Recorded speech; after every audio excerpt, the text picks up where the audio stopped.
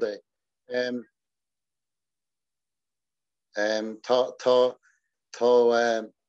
Tá sé amate bín sé Jackar mar nílach mé héin an agus tá chunde an mór.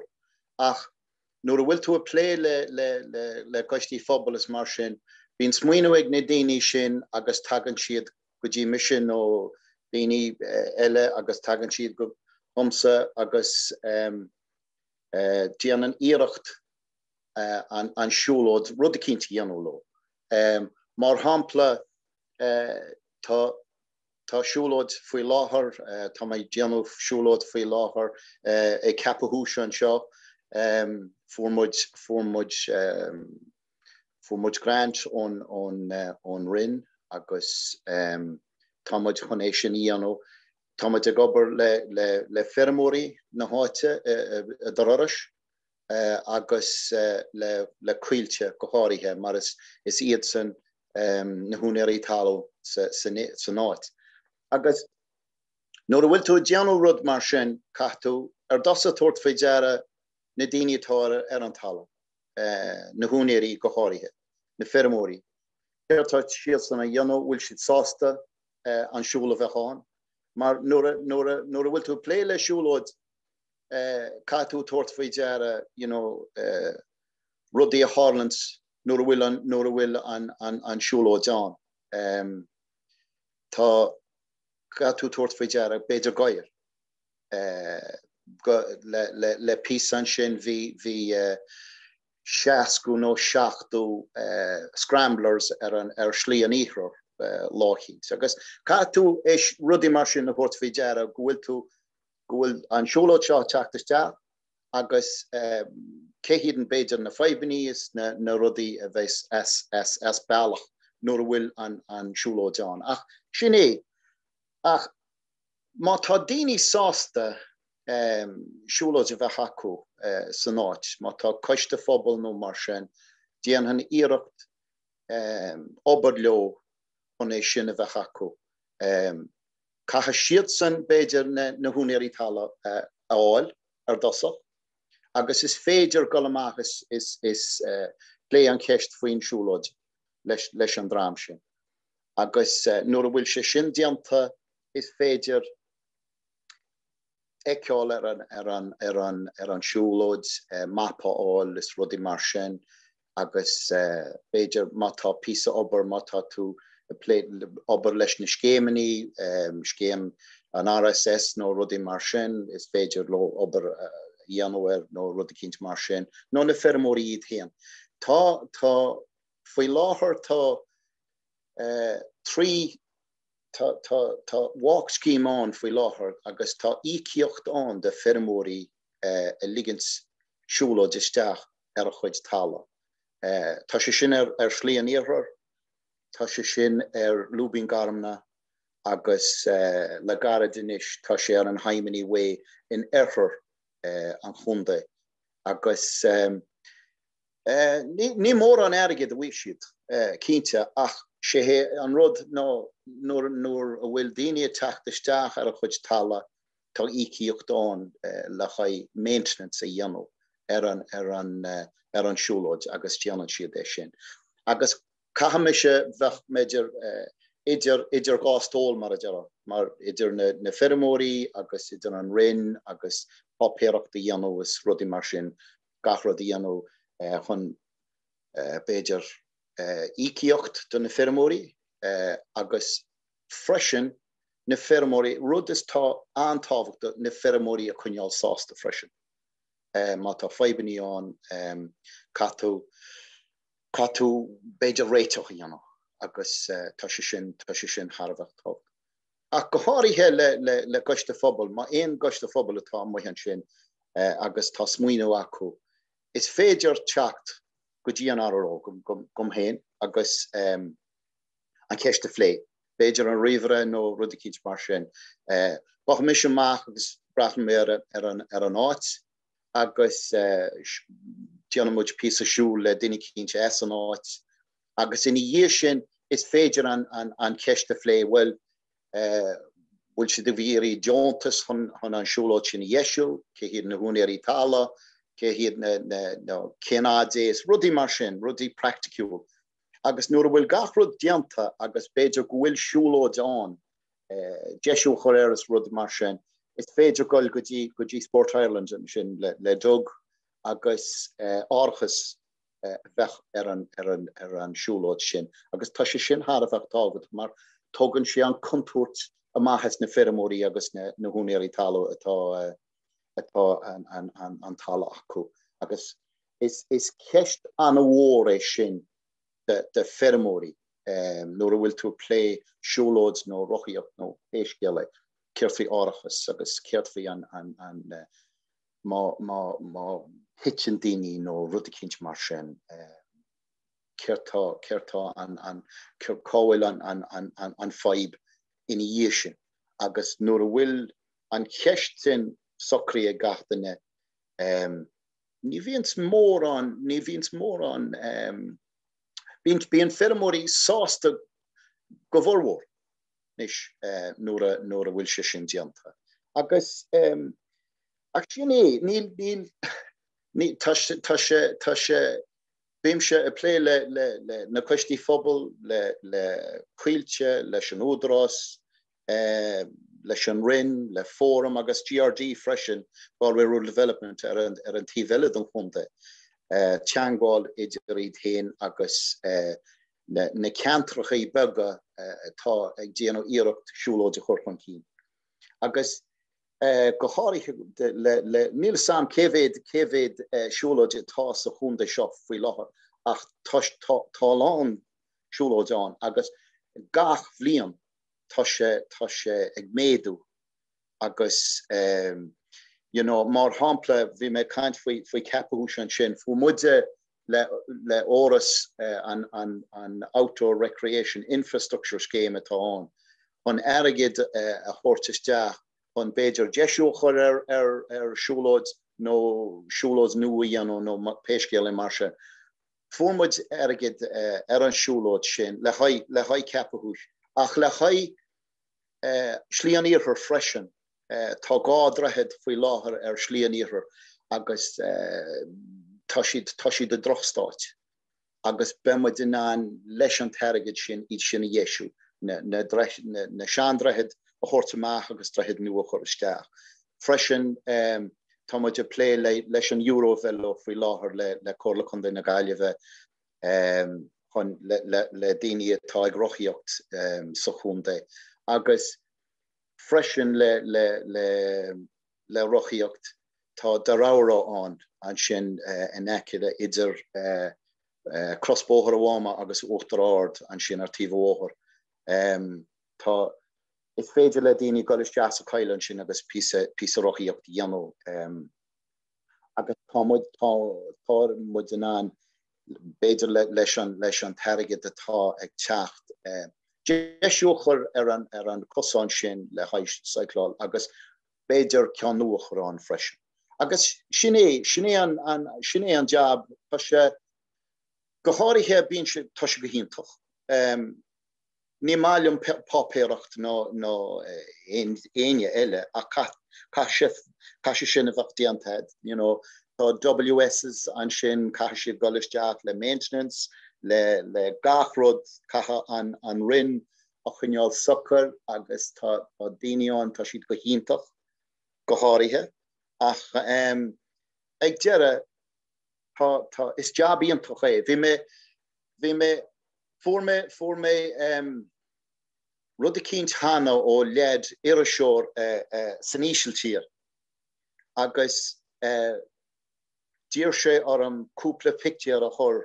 chuige ar slíonaíochar agus go mé machar maidin bháin agus cúpla bhliain óchan go mé mach bhí an lága jazz thug mé cúpla pictiúí hús in Bunacroch ar an áit agus an timplachtas mar sin agus an siúlóid agus chur mé na picturí an a riomhar agus chur mé chuig an leid san ísiltír agus sé an rud a tháinig a reis dúirt sé dear mé méle from these pictures I know you have a fantastic job agus sinne cheap an téisisin Tínte gohfuil skamach goharithe amatí bín feibeniad. Nor bhfuil Jasco Scramblers an Western Way bín feibet. Ach goharithe tá se gomach ach is féidir méh le you know mata dini mohan sin géiste clun new changol of arm kinte tá se ba me an dian han iirecht gol gotí gachát sa chunta ag bratan Siúlóide agus changol of idir na dini sin agus mé héin agus an Siúlóide chorchan cín beidir gohfuil sé le sláinte muintir na hote no beidir gohfuil sé le tarasóí atá teachtasteach san áit gohfuil si de déanú iirecht é sinna chorchan cín agus freisin tá strátéis dianta ag fórum le písa faoi Siúlóide Conamara agus na hotspots is mar sin agus you know tá sé tá ceartad faoi daoine chuineáil máil beidir daoine chuineáil san áit bheith ag fannacht B&Bs san áit nó rudí mar sin agus déanú písa Siúlóide san áit tá sé sin Harbheith tábhachta tá áit chomhíontach sin Stop me sin fa couple cash am hen agus beidir daoine eile agus gur míad mágad sin. So just chunim as a rá chuúla sibh an recording in progress. Thomas a tafadú an sesiún seo agus just mar always so blacham with mátá se fós lin which of sásta go bhfuil sé hafadú agus beidir go mé PC úsáid ar YouTube ar lehead. But Brendan is stoch agus bec mátá ceisní eile ag daoine eile ardaigh de lábh le the health tá reactions an sin agus cosús de lábh agus bec deis agad léimeisteach. But just ceist amsa deis agus seanúí heas dócha ó róláat a dul leis an duine chun leir leis an fermór an dú an únar talún nú an fágan tú sin ag na costin na daoine bhfuil tú sin? Amatí déanaan nuair freisin bhí me de lé leis an Greenway an seo san áit idir well gohairthe idir an gglacháin agus uachtarár agus chuúmid amach lé an ceist leis na fermóí ar an job sin. Amatí sé an fibe vín samsa níle samsa an you know nuair a bhfuil daoine in na chonaí san áit tá sacu cétá na húnaí talla san áit sin agus tá beidir gohfuil teangáil idir na daoine sin córsan nó rud cíd mar sin agus tá sé bhád níos éasca iad sin an rud sin dhéanú ach má bhíons fibáin beidir amatí gáil cínte is féidir it's féidir yeah agus ceise bhí agam beitu a cains mar a hála taréis Mary Louise faoi foinsí muoinú faoi áras but bhfuil éon foinsí eile bhfuil éon airgad ag fóram iad hain chun fála ha rudí mar se arbas seachas an cóirla chundé bhfuil foinsí eile i do chumas Níl go háirithe sin feib mór a bhíonn ag costí phobal airgad áil chun mar tá nuair a bhreathnaí tú céim cos le óras tá catú beidir puig fin géad nó Jeff fin géad agad tíirme bheitchaid. Is feib mór sin. Is feib mór sin de costí phobal bug agus amatí is iad na costí móra a tá golhan cín agus beidir gohfuil na costí bugga ag fágáil ar aontaí bháin agus is feibé sin. You know, nor mata ceist airgad an tá sé deacar don dramsin, yeah, cínte. Tigam, okay. Ein ceistí géin den le Brendan níic mén lábhan í ardaithe. Íontach. Well, beidir méid tiile ar ball, mat bí smína bharthub níic mén den eistí aberlum eistí mata rudí chin sin nach fecam ach níic mén ceist sa teis. Agus ní féidir am lábh ní ardaithe eáil fan go bheicmans no. Okay. Tá na sásta méh tá siad go réir sásta leis an scéalaíocht. Okay, Brendan, gur míle mágad a béitú ráis péisce agus be ceiste ag dtíanam tamsúla an céad pís eile. Níos tamas dul rá ansásta fáil sa mór a chur go Mary Louise Heffernan. Mar Coolra, Mary Louise is an ecologist and she runs her own business, Astra Environmental Consultants, where she works with local authorities, what else, with the Department of Environment, with building and construction, engineers, third level institutions, giving advice on all areas of the environmental side in terms of developing in rural areas. She's also developed an amazing app called Wild Atlantic Explorer. I hope she'll talk a little bit about that, which is a great resource for people on holidays or for local people on what to do in the area in terms of outdoor resources. And she also does training for groups, and she's got, we can send you her website details later on that, but welcome. I was Marie will have to leave shortly after her Curragh, so be sure to ask questions after her, because after her talk, because she won't be here at the end. So Gormila Maga, then I'll hand it over to you, Mary Louise. Thanks very much, Maeve, and thanks for asking me to speak today. And apologies to everybody. Neil Aingailga come or Curragh.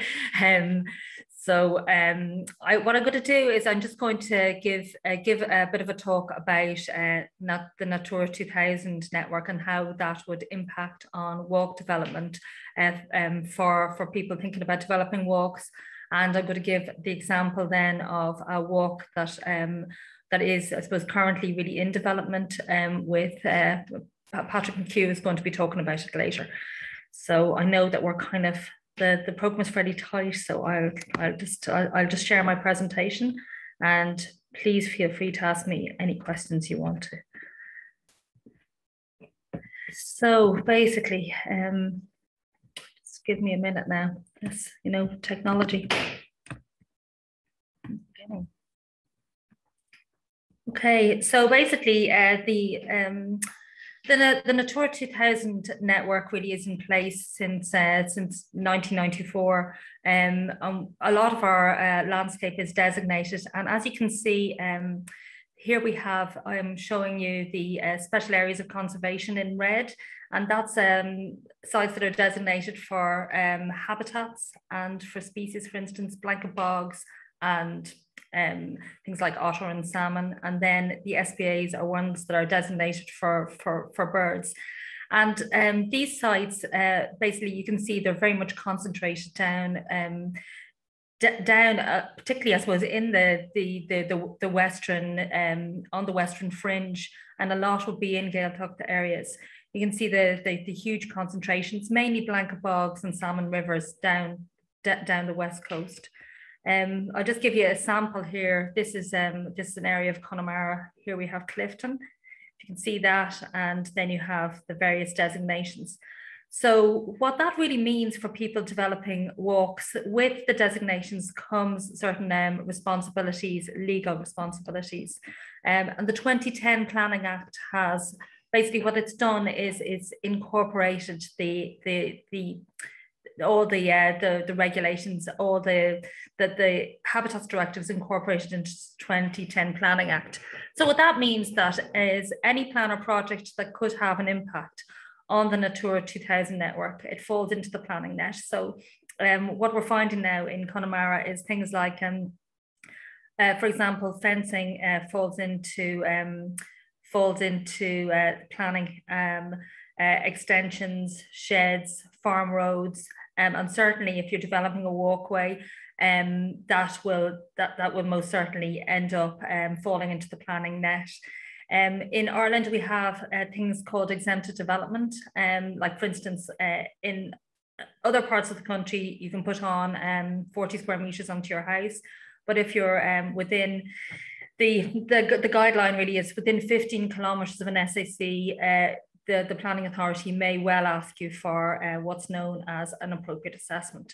So basically an ecological assessment. And the question of that is looking at the reasons that the site is designated, will your walkway or your plan or project have an impact on the conservation importance of that particular site?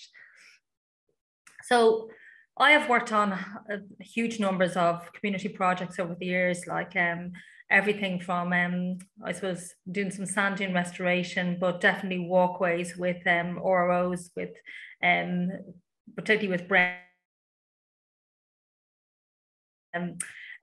predecessor Rosalini Siúlóide, and basically my role would be to identify impacts of the various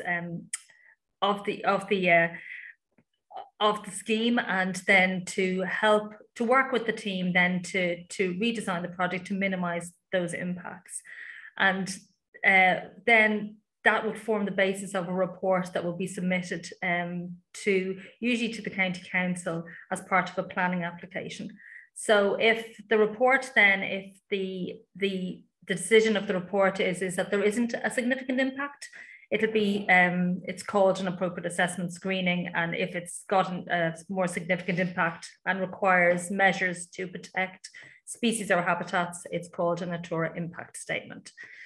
In some cases, councils, particularly, I suppose when it's a community project, they often look at it in a different way, and they may not require you to submit a full planning application. Certainly, I have worked on projects, some in Mayo particularly come to mind, where the council have exempted the projects from planning under Part 5, but you still have to produce your ecological report to show to the council that there isn't a significant impact, or if there is an impact, that you've taken measures to reduce, well, to eliminate it actually, because the law is actually that if there is an impact, your project can't go ahead. It's quite, you get to a point in projects where it's quite black and white with these Natura 2000 sites, which are special areas of conservation and special protection areas.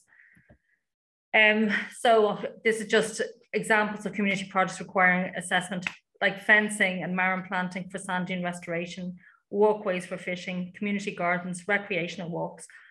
I've done basically reports for all of those sort of projects, and many other different types of projects over the 25 years that I've worked as an ecologist. I'm going to just talk to you briefly about this walkway that we've been working on for a number of years, but still in progress.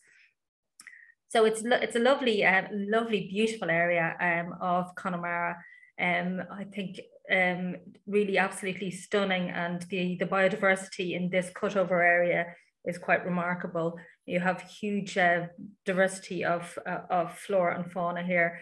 So this, what it is, it's basically old bog cutters trails in the Seimineár area, and a lot of it basically has been, we've done the project in various phases. So the first project was resurfacing part of the walk, and in the last 6 months we've looked at these interconnecting areas you see in yellow and in blue, and these areas we have looked at because the ones mapped in red were kind of previous existing trails that just had to be upgraded.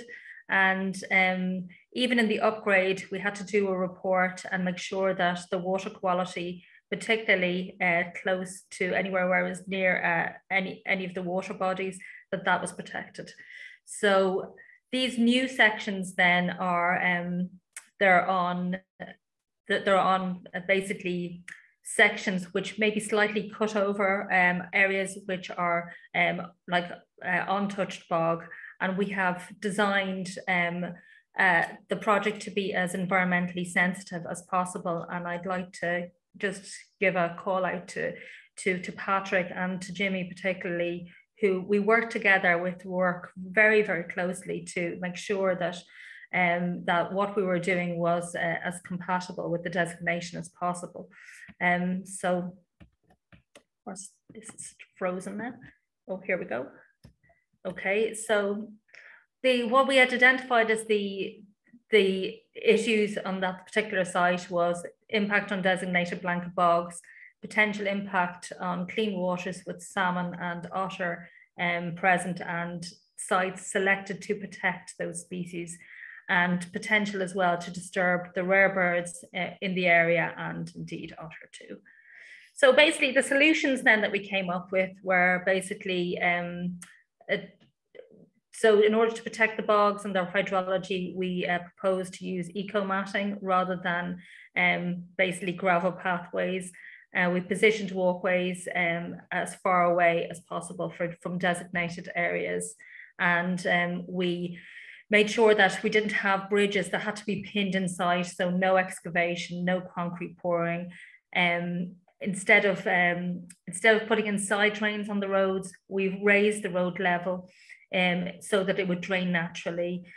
We avoided using tar and bitumen on road surfaces near watercourses in case there'd be any sort of toxic runoff. The birds that this area is in South Connemara is designated to protect are these birds here, these 4 birds. So we have common gull. I know everybody thinks gulls, God, are so common, but actually breeding gulls are become rarer and rarer. So we have the common gull. They breed out in islands in the lakes. Merlin too. Basically in the rest of the country they would just breed out in open bog, but actually in Connemara, Merlin specifically breed in islands. So that's good from a project planning perspective, because we know that they're well away from basically any disturbance. And we have cormorants there. They nest on an island. So the only one really that we had to consider of the protected species was the golden plover, which you can see there just towards the end of the screen there. That nests on open bogs. And in fact, in this particular project, there was a spur of the that we were thinking about developing, that when we went to do the survey, we could actually hear golden plover calling in on the bog in the nesting season. So we decided that we would deselect that spur of the route, because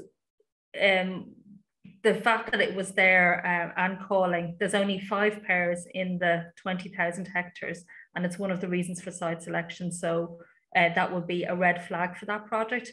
But a lot of the time it's very easy to basically to adjust your route, and in that case we just redesigned what walkways we were going to select.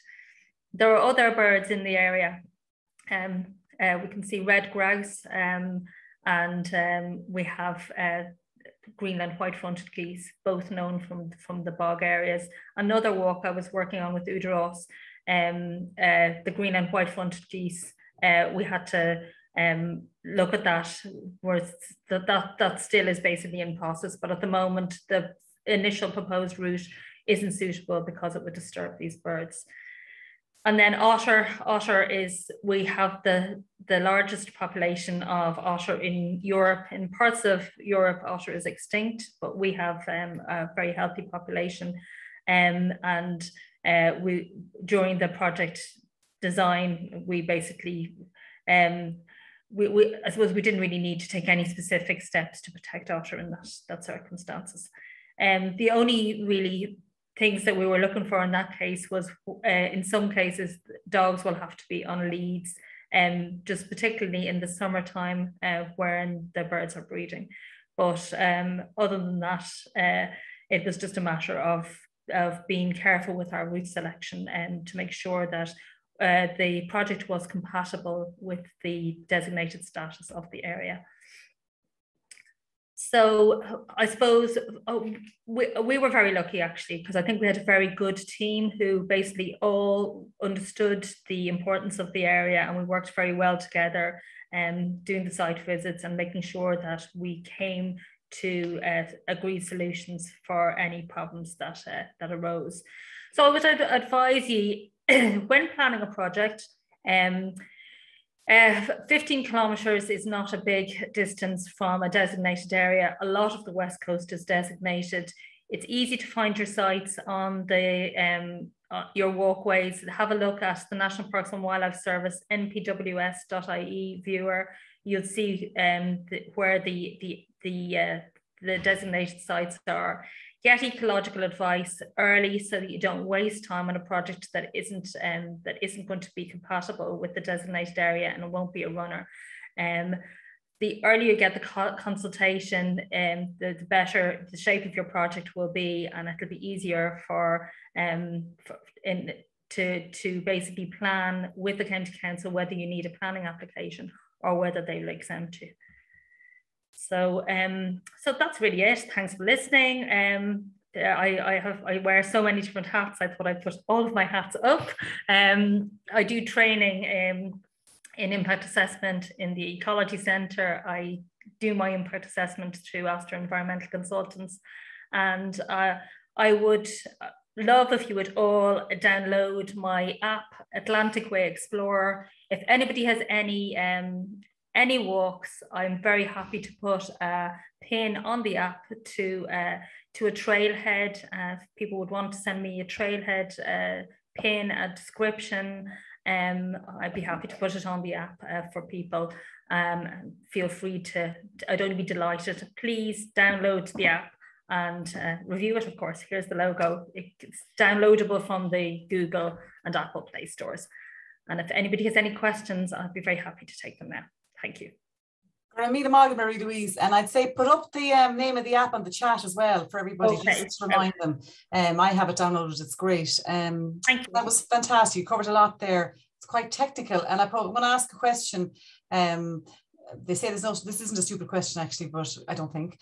So who do you have to write to? So I'm doing a walk. Obviously, the technical, logistical, engineering stuff, that's one thing. But is that first port of call writing into planning in the department in the county council, or is it some environmental body? Who do you?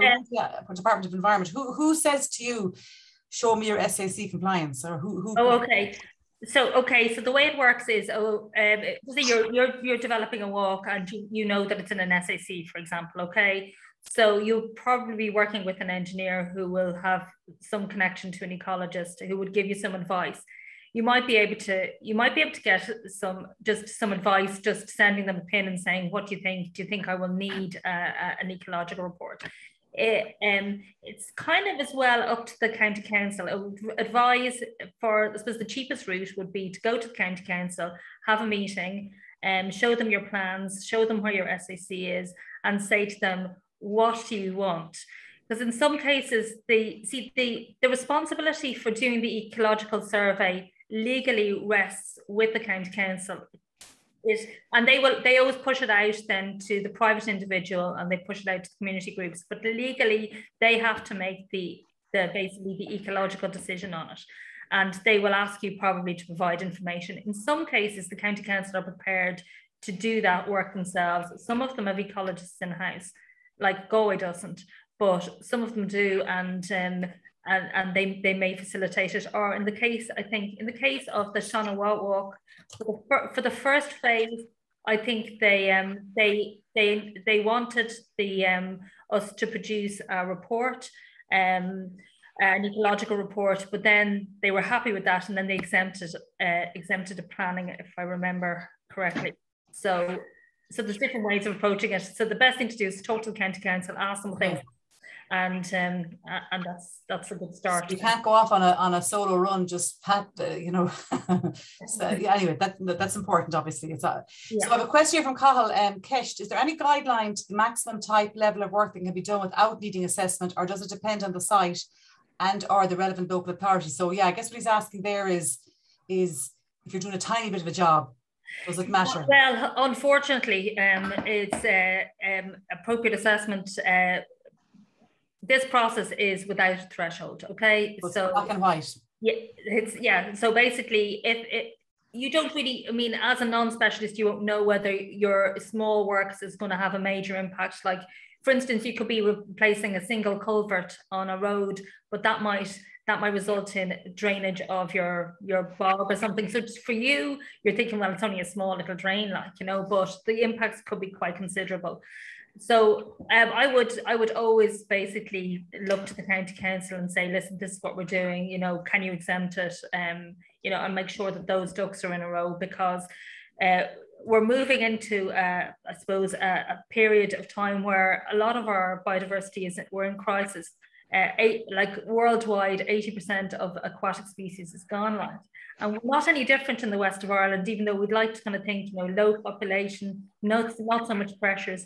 You look at our salmon, for example, we had 2.5 million salmon running just 30, 40 years ago, and now we've only 10% of that number. So basically, the government have declared a biodiversity crisis, and so this is one tool that we have where we're looking to actually use this tool to protect our sites going forward. And basically, the European plan is that at the moment we have one of the lowest, believe it or not, you're not going to believe this, one of the lowest levels of designations in Europe. We're at 14%. The average designated area in Europe is in around 20%, but the goal for 2030 for all countries is 30%. So this is something that we're going to find is basically, it's going to be our everyday, because especially in the west coast of Ireland, everything really is going to fall. I'm seeing it in Galway. Smallest projects, somebody replacing their oil central heating, you know, putting in oil central heating has been asked for an appropriate assessment. So okay, and who monitors all of this, Mary Louise? Well, it always depends on who is making the decision on it. So, but in 9 times out of 10, it's going to be the county council. Nearly everything ends up at the door of the county council. Okay, there's a question here about the app as well, but what I'll do is if people have questions on the app, they can contact you directly, I think, is the best thing to do. Okay. I'd like to put your email up on that as well, Mary, okay. That would be great, because we'll move on. I don't see any other questions. A few there, as I say, about the app, but we can, what's the word they say for that? We can put that aside and deal with it later.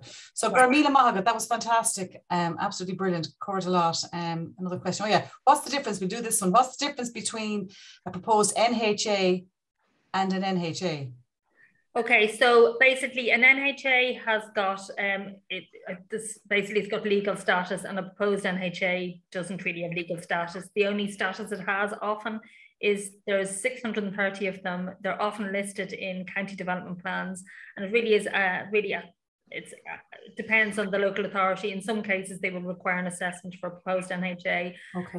In some cases they won't. So I'd say people are thinking, if it's just proposed, do I go at it now? And which is not the spirit of it. Well, I'd say yeah. I'd say no. No. Okay. Maeve, sorry, Takesh ag Padra Gallagher. Okay, Padar.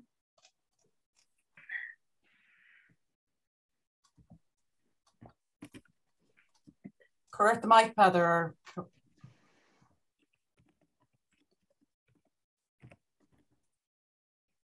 Padar, that's mute.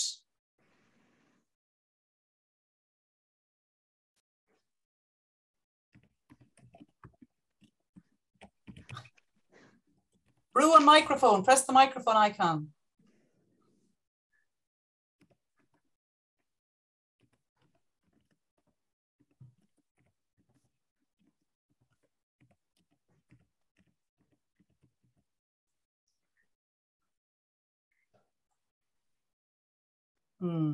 It's right down basically at the left-hand side of your screen.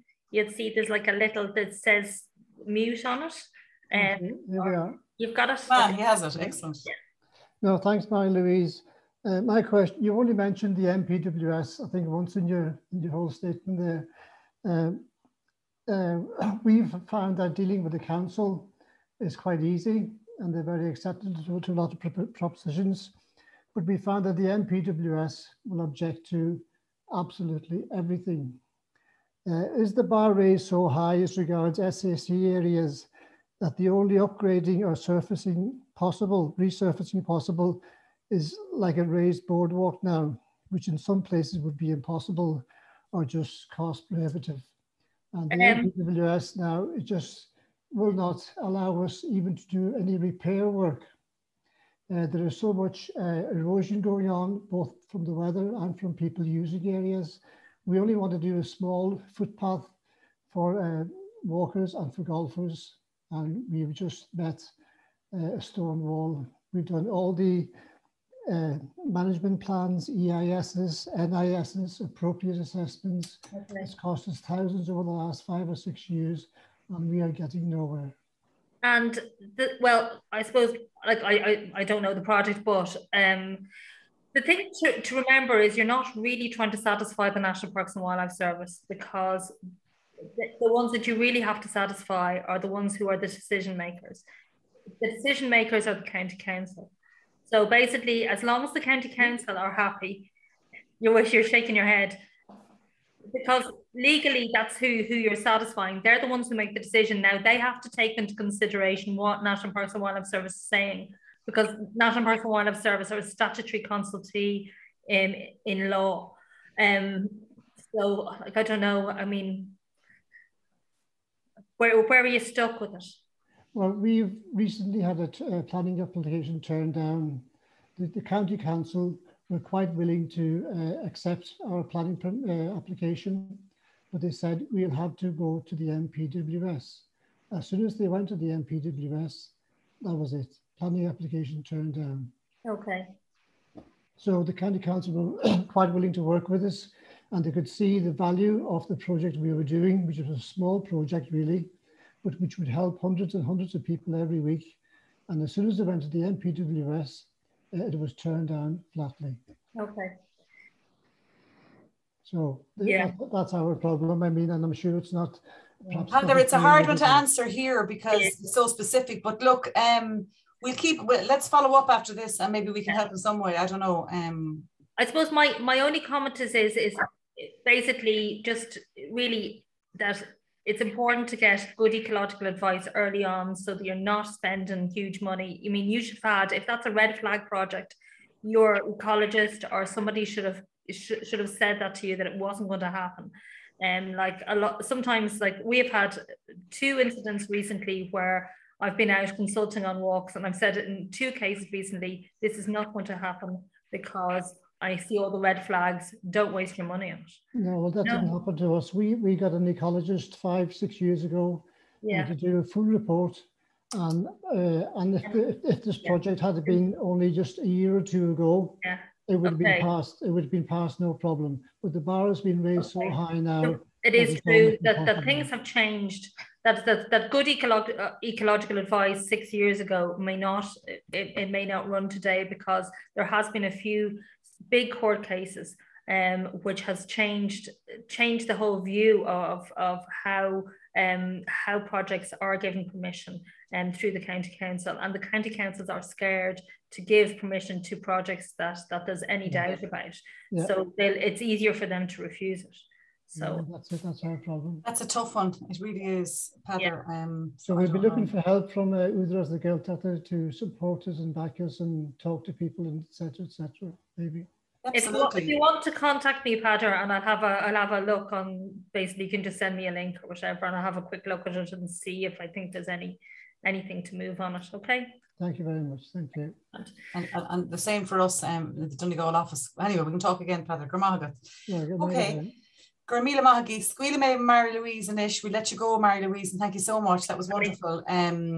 We let you go, and we have Brendan O'Malley back again, which is and Brendan is stepping in for the county council, who at the last minute are in Drochor, Elan Corley Conde on a Linenu. So the Brendan can Lars ORIS, the Outdoor Recreation Infrastructure Scheme. So Squealy was at, I think, Curlaharagan Freshen on Corley Conde. So Brendan and Kainz.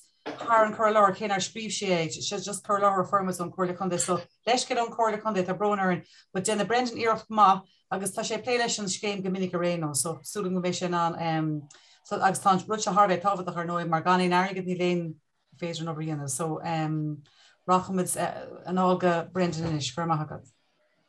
Right. Yeah, Ashling is féidir goil gojian. Shné an scéim Snacundithe is féidir óras all on Corla Conde na Gaillimhe agus freshen on na local development companies, na leader companies freshen. Nish le hai forberty yano sanacha ta 3 measure on. Measure him an ergid an sin na 5,000 agus is féidir le ingalia le Corla Conde na Gaillimhe shaft projects a chorista agus is féidir le na LDCs no the local companies forum agus BRD 3 na chorista 3 le forum agus 3 the GRD agus sin 3 jeb dan kunde agus tá sé sin goach gohfuil na project sin gohfuil seansad na project sin a chorista go háirithe sa measure shop bíonn sé projects bugger tatu diano maintenance orhu no rudikins marshen no jeshu yano Siúlóide no rudikins tashe gamach go gosti phobal gohari he being nilon ach Cuid fingé dergid tirum agus tashin ta achro diantwer sin histories nu vliant agus nish tashe an vliant of katje vi se Cuid fingé ergid tirum a choristjahan agus tashin gemach le haine nish mar hample rudi marsin rinne couple vlian op hen rinne me moet heen jeshu mamean an vlian se katje rinnemoid project an sin le garage of fahart an sin CDS coolen han Siúlóide chur sanat sin freshen le Shanawach freshen for Shanawach as well. We got some money for Shanawach. Measure do húscudí gáhéad bíle agus tá sé sin go háirithe leis an le cóla chun na Gaillimhe agus na cóla chun fud tí is féidir tá cachach na rudí sin tá sé níos deacra tá níos mó popíocht tá gáil leis níos bhí Mary Louise kaint hana an sin amatí nuair a bhfuil tú a déanú éon rud in SSC catú appropriate assessment or ma tatu diano TED kashe ma tatu kur Bejar Parkbug tiva walker le Cuid carni katu appropriate assessment diano ma tatu in SSC agus gohari he ta kujis mo go Connemara sin SSC agus kamuch playlist shine an shine scale agus kamuch goni towards fijara nish nor will me hena diano measure hands will me brach no warhu she han an hedro di yamasna no golgudi an efige an NPWS agus either horta mahara tala kerde an scale an sha agus ma vient she mas rode mon will shields and sosta shine fága mé an an tíháin mar ní le gal roi le rud kins mar sin ach má tá siad san sásta oberleat tatu ceart glór agus sin measure dó tá sé ag cóla chun na Gaillimhe leis géimeí móra má tatu chur beidir Siúlóide nu isteachán ó rud kins mar sin má tá piece of forberty yano kintse rud mar sin agus measure 3 an sin freshen leavilium le katu galgodi na colori na color conde freshen le an vlian seo katje formoide an seo Connemara vi mo an tábhata formod kere projects le chéile agus formod measure 3 hu cóla chun na Gaillimhe isteach agus fi go hinnta agus pamod diano na projects an sin an seo foi láhar agus tá sin si fan aige dagan agus go hama Aisling is féidir go rair sin Nis Gnéad na rudí nach féidir ní féidir let tala cheannach ní féidir bheith istethe bailile bag caiise bheith a muich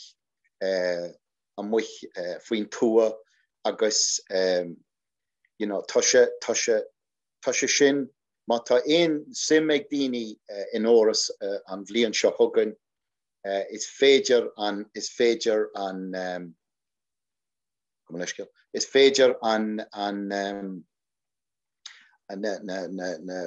an forum áil agus échur chugéine agus nó rudí sin an tá sé sin an na ineligible is féidir leit go raéis Aisling, yeah. Cianella. Yeah, Tasha. Frozen second round. So, it's rudé nor will to play le rud marsha. Tasha kert gelord go measure him. Kintje is federation iano bejer le gan more on over. A kintje mata smuinued measure don or measure 3, you know. Vetu kainch le bejer bon or 3 vlian ober christahan or dossach. Mata CAD plan all on, mata SACs on the planning permissions on Shinol, gach piece of pop here of ed, so lo goch tu stach on 4 million. Agus ta se shin har of go game shop. Go mach gachroded agus nora will se shin dianta is fejalet golaroi. Marta le measure 3 ta an oberon. Nish is na greenways, yeah, and country better and country, yeah. Nish le greenways ex blueways Neil another the shan said and measure 3 all Neil Filocher agus Toshid Neil Shid on Fedja Golarish Ashling, yeah. Oh, Tasha, stop your rish. Well, yeah. Ach mata dini smuinu le Rudkinch Marsha. Nish das op beter mapal an Siúlóide tatu smuinu nuhuneri tala beter. Rudi Marshin gachrod de vached sala gochtu e lionu na formach. Will she an SAC? Will feder, you know, screening a yano no Rudikinch Marshin. Ketad yano an ober, mar nor will to Kurishjach oras ni feder nishgemini an ober yano. Agus kahach contractor a hortisjach. Pun an ober Januar, agus cacha gachrod vached, you know, procurement Janu is gachrod marshin. Tasha shin harvach tabd. Gwil le measure hien gwil pre-price niad. Le gachrod, you know, nur mata agus gohari he tasha nis eska contractor a hortisjach pun an ober Janu mar patu na pricing on the contractors agus the gachrod ag contractors and the health and safety again you know gachrod marshin caha mata she gober gwil gachrod the gat gwil orachas ag agus rudi marshin gwil gachrod egatation nish yeah an tivele tashe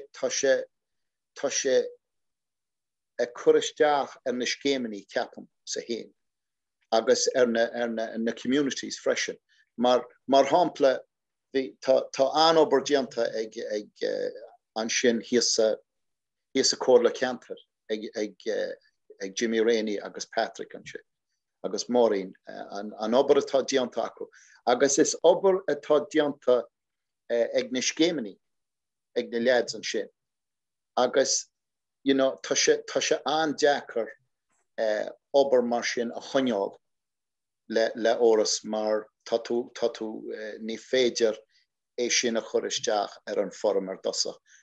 Ta kestan ketadiano an ober. Katu purshia san shin gomershe dianta eg contractor no Rudikinch marsh. Agus shin 5 more ta go lesson game show. You know, Brenton, we hicam basic commission saying that Vishlation of Vina were reached, need Cadig and it can't. Nor will to a fall arrogate on realtus. Scheme oras. Ni major double funding of a head. Tatu fall arrogate for law nishgemini, will have said. Now, mata Bush the fobble no udras no peshgele, a geno piece of ober. Ni féidir an ober sin dhéanú leis na scéimini. Well, the fades are here to see the Veroris must came to the goose. Ni féidir. Agus sin 5 more. If we cost to see one of the materials they over a one. Kinte ach ni féidir ni leidse chur amachchan an ober dhéanú. The labour. Yeah. Okay. Yeah.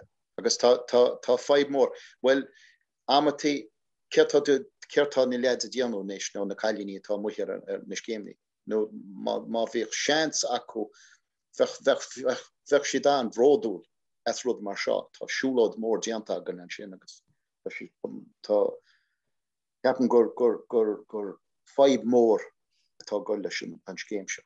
Gus féidir eisling go ra ríise. Ja, sinné méisiir a hían hús go dtí 50,000 agus sinnéad na ready to go mar tá to a diano iarach jeisiú a chur óchar portach an faoi láthar nó rud a cinint mar sin na signs a chur scarrod mar sin íano. Agus tá an ceann seo éasca de goistí fphobal. Wad níos éasca na ceann eile. Agus dosach má tá muoine ag daoine goiste fphobal nó éisceala. Han measure iano shochi an ceann, measure hían. Tá sé éasca dosach iano tagant an airgid ma cinse gomach catú gachrod iano leis an airgid agus tá beidir go thiocach scrúdú machar nó mar sin agus go bhfuil seán go bhfuil an airgid Kate Gertas mar sin ach tá sé tan ceann seo tá sé go maith. Tá blian hon timppel blian hon é dhéanú agus is féidir é dhéanú idir sin an tám sin tá sé ceart go leor. Freisin le daoine a bhfuil disability acu nó rud a cinint mar sin tá na scéimini sin hon cían. Nuair a chur túisteach ar form. Aisling is féidir go leis go dtí an ceann eile. Measure a dó, tá in gáile le cóla chun na gáile an ceann seo is féidir le 3 chin nach chur isteach. Agus tá faoi láthair tá gachrod nuair a bhfuil tú a brachnú ar rud mar seo. Go bhfuil linkages on le planolaí bhfuil an project le chaon cóla chundaí nó rud a cinint mar sin. Na planola tá acu bhecinn tú an sin an bréir a brefní bhfuil nó an sean an master plan. Tá siad a déanú iarracht na scéimini seo a cean go le chéile. Agus sinna bhfuil muid ar a gcónaí nuair a bhfuil tú déanú rud. Go háirithe bhí me caint faoi capahúis sin an measure 3 atá airgid agan faoi láthair. Tá muid déanú iarracht ceangaltí dhéanú idir cantar ar a Saineach agus cantar se Salach. An Western Way agus an Greenway go dtí anna de Fíorse. Is rud mar sin a rasmach. Agus sinnéad na rudaí ar bhaith leo bheith na formchlaí nuair a bhfuil tú a smuoine bhfuil rud a cinnt eile. Cinnte bhfuil tú a gobar ar an project seo a céird eile. Added value mar a dearm. Agus sinné gcónaí bhfuil siad a caint faoi rudaí mar seo. Agus aisling is féidir go raibh bhfuil an measure 3 tá sé cosa le measure 2 cús go dtí leabhiliún a rís ceangad idir rudaí eile san áit. Tá sé go hámhaach má tá tú an án é seo a charann síos. Tá anobair a go leis. Anobair. Ach is féidir, níl tú a caint faoi cuig faoin géad catú le airgid tíram, catú airgid áil ó na partners go léir agus an formil tá timple, you know, Karen o Cuid leanach sa forum agus tá sé deacar. Ach má tá smuoine i gcéine an é seo dhéanú, is féidir é dhéanú. A caihan na cead pleanála bheitchaid. Béidir tá smuoine le 3 bhliain agus é sin dhéanú tar éis na 3 bhliaina nuair a bhfuil gachrod i gceart. Tá seansaid ach tá sé tá ceann seo deacar a tá deargadán íte, you know. Yeah, Aisling is an ceann.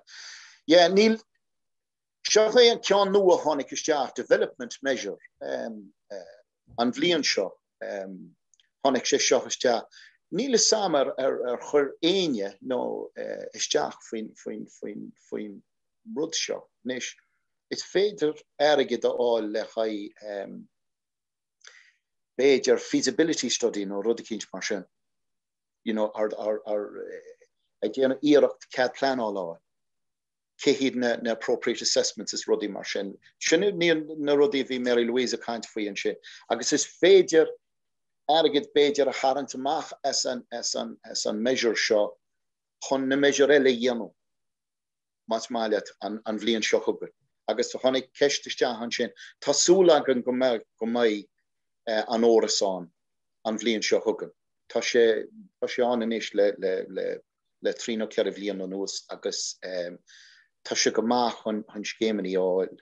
Agus leis an jab atá am héin bhím sé gobar leis an cóirla chundé na formachaí freisin nó na projects nó a hagad siad isteach. Bhí muid plé na ceisteanní agus a gola ráis go dtí na gaistí phobal chun na ceisteanní sin ar agart.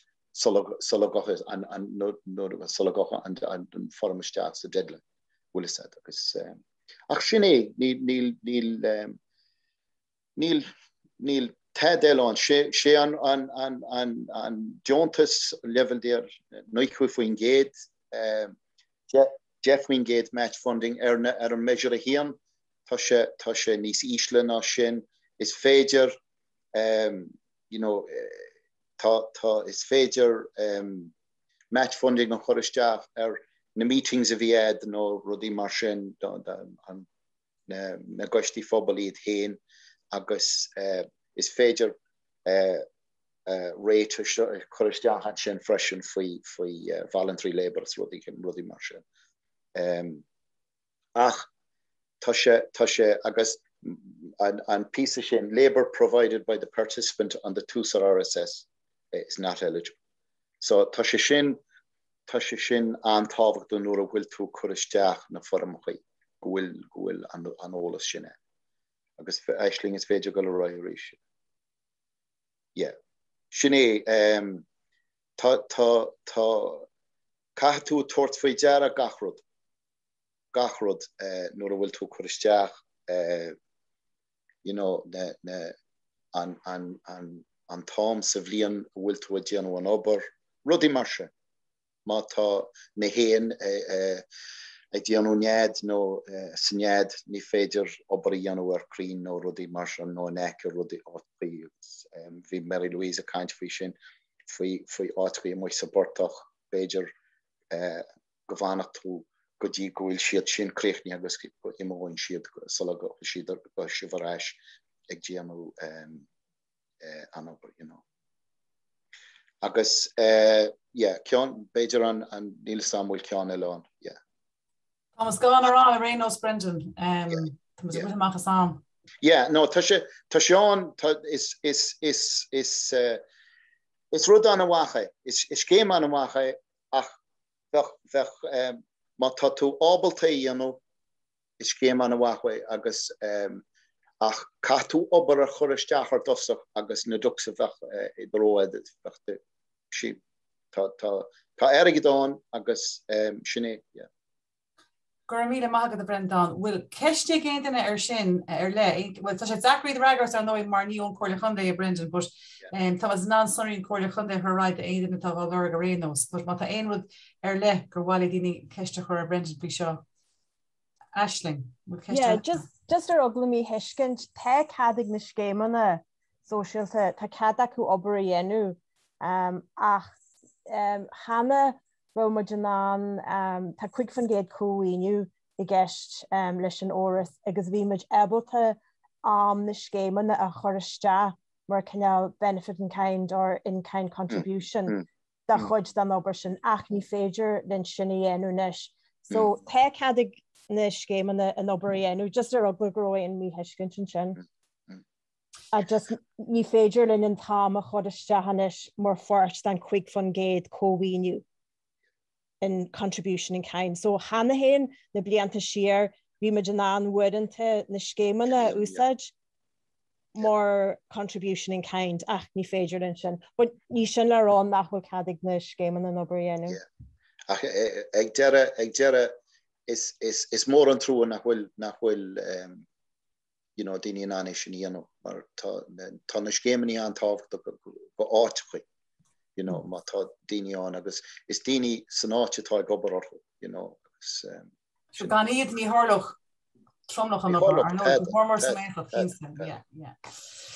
Okay, go míle bhd Brendan, go mór mar seasteach a cains fí ábhar nach bhfuil fao de chóram ach tá mas an suspect go chuig inis, tá mas siar am ach péiscéil tá mé chun dermas le beidir bheith ráise leabharí sé híineag le a hell leabhar del agus fecimid bhrá sé leabhair sé híine agus tá dog choirí linar dús, be dog Harvey simú because tá sé cains faoi dog a cains faoi conas de scéim á pizzeria hall dí margiocht agus thursort tú súl go gafar de Irish Trails ar na rudí sin leog so is sé sin an bailach na trí Sport Ireland a sinna dhéanamh agus Harvey simú é sin na plustoí sin an den beá sampla agin chumá a círi agus a chunamara. So fecimid a ráisih ag leabhair sé híine ag leabhar del agus ag súl go mór leis. Gur míle maithí.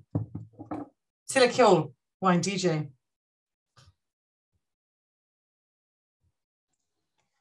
Frank Sinatra and both the show. Yeah, so the one that the Nancy shop,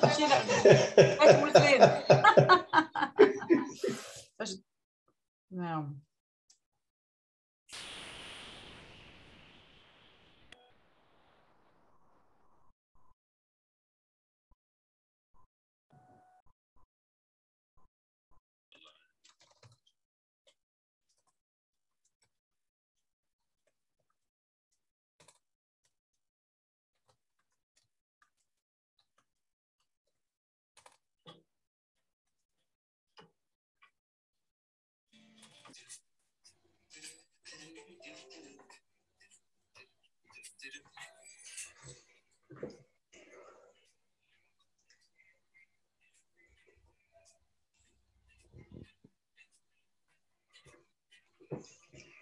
Work will continue because sometimes people get worried that maybe we're in a different space than the main Sport Ireland's core work, but we're definitely not. So there's other sports related policies that you can see there on the screen, but the main one I guess that drives our work within the Sport Ireland Outdoors unit is this policy here on sport and physical activity in the outdoors. And there has been a change in sort of strategy within Sport Ireland over the last few years, whereby we have increased our focus on the whole outdoor recreation sports much more than we had in the past. Whilst we were supporting the trail program, we have moved a step higher again. And so Sport Ireland Trails, or it used to be called, some of you may who've been around a while, we know it as the National Trails Office. Became Sport Ireland Trails, but now we're called Sport Ireland Outdoors, reflecting all of the work we do in outdoor activities. So the vision of Sport Ireland Outdoors is to ensure there are opportunities for everyone to participate and enjoy sport and physical activity in the outdoors. So it's kind of a very broad remit. And we work in partnership with national governing bodies of sport, particularly outdoor activity sports. And by the way, when we're talking about outdoors, we're not talking about Gaelic football or rugby or soccer. We're talking about activity sports like walking, cycling, hiking. There's a whole list of them. We also include things like canoeing, even the paragliding, all these other things, but they're not the team sports. That's a different end of things. But we work with NGB's local sports partnerships and other state agencies such as Udaros and other partners. So within our policy, there are 3 target areas. And I won't really dwell on the other on 1, 2, and 4 because it's number 3, I suppose, is the one that is has us here today, and in that we support the development of infrastructure, and trails are infrastructure which facilitate people being active, as Maeve there mentioned in the introduction. So what I'm going to cover then today mainly is the topics here. Publications and resources. These are all the ways in which we support infrastructure development.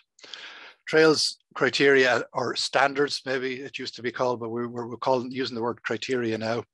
Trail quality assurance system, and there's an inspection process. There's a National Trails Register, and there's a website that's related to that, and I'll just talk briefly about that. And then there's other supports. Brendan mentioned earlier, insurance, important thing for landowners whose land is crossed by a trail. We provide training, and we also provide a service to actually carry out a pre-development assessment on proposed trails to look at them from our perspective and as to whether or not we think they're a good fit and will serve a purpose. I must say that's just after conversations there about the environmental assessment, and we don't delve into that in great detail, so we would recommend that is carried out separately. We're not experts in that area at all. So moving on then, so to the publications and resources. I suppose the primary source for this is on our website. So I just need to explain, and I was half thinking of doing a demo here with the website, but I didn't arrange that in advance, so I'd probably just use the slides, but you can find it. So there's a website called Sport Ireland, but if you actually could Google Sport Ireland Outdoors, just those 3 words, you'll come straight into the portion of the Sport Ireland website that relates to outdoors. And on that page, there's a menu item here called Publications and Resources. And if you click on that, you'll come to this. Now, this is just the top of the screen. There's a whole list down below this of different documents and pieces of information that relate to trails and trail development. There's forms to fill in that for various things, which I'll mention later, and lots of other resources. So I would always recommend that if you are looking at developing a trail of any sort, walking, cycling, I'll mention it in a minute, horse riding and water trails are all trails that we recognize. Have a look at this page before you go anywhere, and I'll see what you find. There's just an example there on a guide to planning and developing recreational trails. That's one of the documents on there. Now, in fairness, this has our old logo from the National Trails Office Day, but the content is still relevant. We will be kind of refreshing that soon. So moving on then, one of the documents on that page is the walking trails criteria, or standards, we used to call them. And this document was originally produced in 2008, but we did an update on it last year, 2020, to refresh some of the thinking in there and include some extra stuff. But in essence, it's the same document that's been going on, or same principles that have been in place for the last 15 years or so.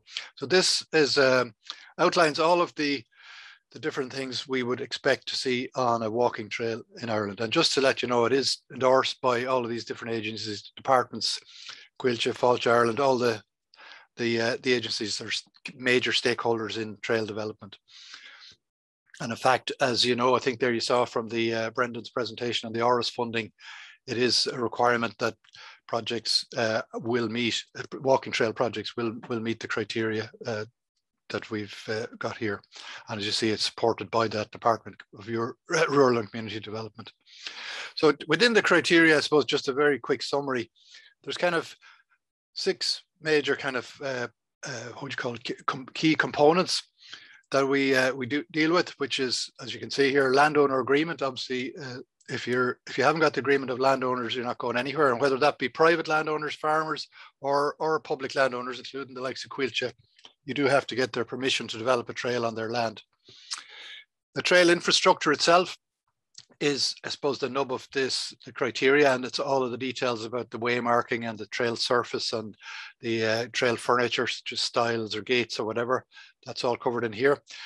The management of the environment, which we've already dealt with to a certain extent here, but obviously with a trail there needs to be ongoing management of the environment, and issues like erosion and so on need to be addressed. And we expect that within the trail management program, which is mentioned over here. There are some references to how the environmental management on an ongoing basis.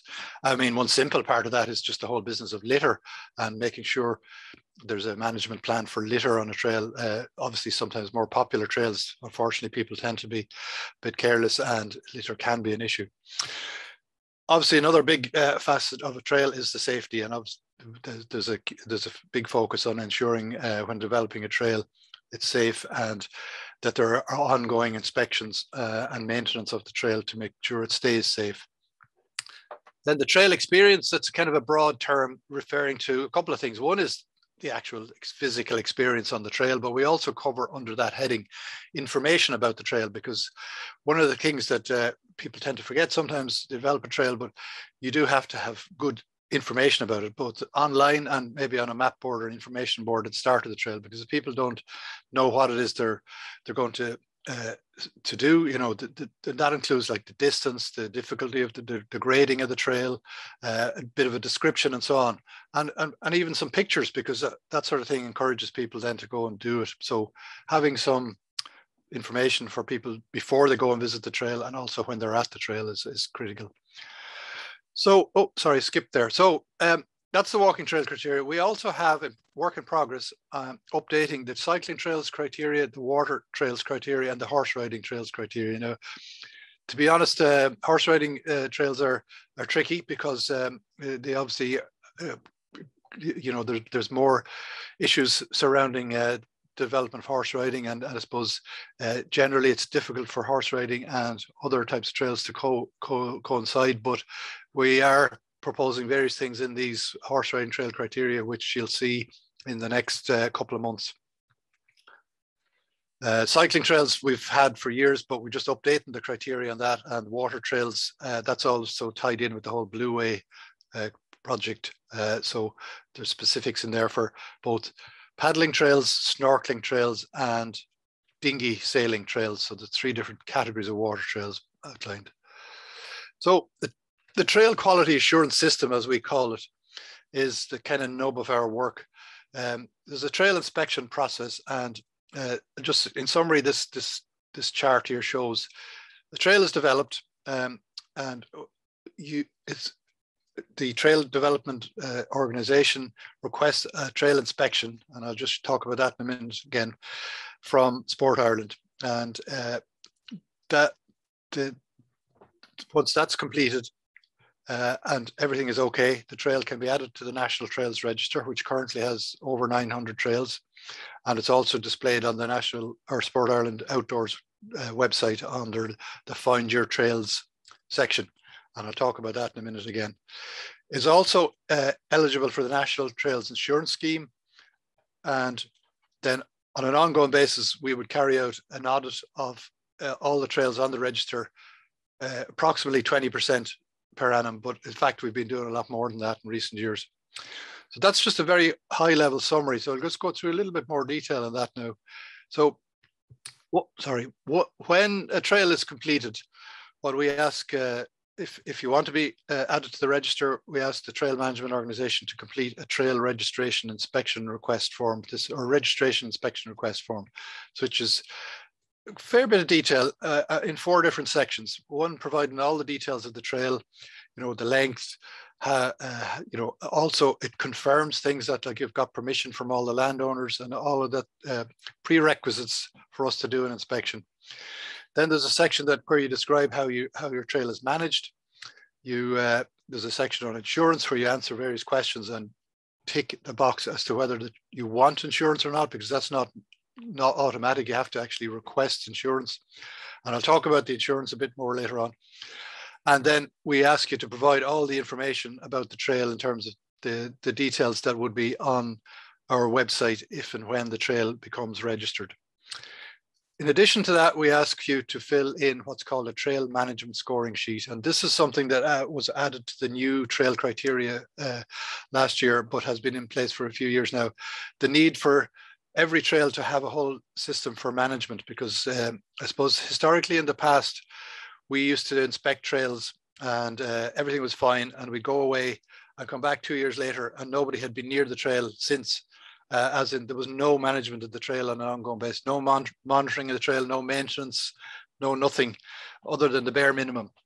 And that was an issue for us, primarily related to insurance, I guess, because if there's no maintenance of the trail on an ongoing basis, it's a big issue for the insurers and a risk, but also for the users. I mean, if the trail's not being maintained, if the vegetation isn't being trimmed back, if the surface isn't being kept in good shape, if the signs aren't all checked to make sure they're still there, then it's a problem for users. So this management scoring sheet basically has 3 headings: trail management, trail maintenance, a trail monitoring, and trail repair and upgrade. And there's you probably can't see it here because it's very small, but basically what you do is you answer each of these questions by giving yourself a score from 0 to 3 as to whether or not you have nothing in place or you have fully meet the requirements. Okay, so that's kind of a self-assessment of your own system for managing the trail. So then moving on, when we get these forms and we review them, we go and inspect the trail. So I'll just put all this up here. So what that involves is inspector visits the trail. We assess the management system first, which is basically go through that form with you and have a look at what you've said and what you've got in place. So that includes looking at records or a system for keeping records of all the work you do on the trail, of all the inspections you do on the trail, and any issues that arise or any safety issues and so on. We also then assess the trail infrastructure. We walk the trail and look at all the signage, make sure the surface is good and all of the stuff that's in the criteria. So then at the end of the inspection, we discuss any issues identified with the trail representative and agree on those, which could be either management issues or infrastructure issues. And they're all put in a report. And so basically there's a scoring system which is used to evaluate the degree of compliance with the criteria. So basically I won't go into the detail here, but for every issue you have, there's points deducted. So you start with 100 points, but if you have an issue, say with waymarking, 10 points might be deducted, and therefore you're down to 90. So each time points are deducted, the score drops, obviously, and there's a threshold of 70% to pass. I think maybe that's not quite correct there. It's not 10 points for each way marker, but so there's a certain amount of tolerance in it, but it does require the trail to be in fairly good shape to meet the 70% threshold. So all that comes to you then in a report a few days after the inspection, and if there are issues, there's not a huge problem.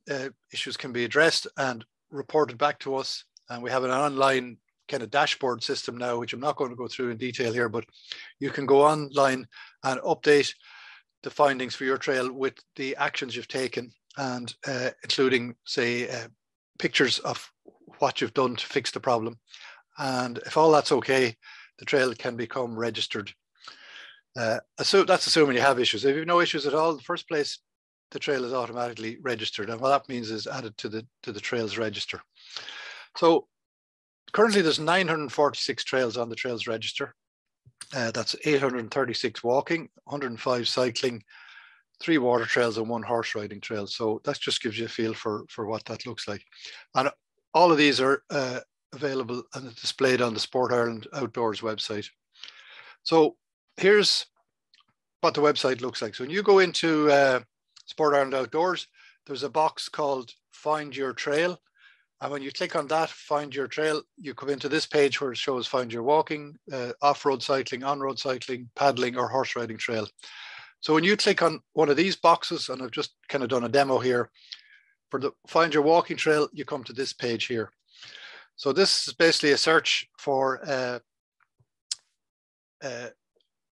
various aspects of a trail. And you can see here, this is just completely covered in trails. So it's not much use to it like that. So you can either put in a trail name, and then you can put in a county. I've actually just entered Galway there already. A grade, as in the difficulty of the trail. The format, as in the loop or linear, and the length. So then you do that and you click apply, and here's what happens. So when you put Galway in there, you get a map of Galway with a little point where all the trails are existing. Now, some of these look as if there's not much there, but when you zoom in, you can see there is actually a trail there.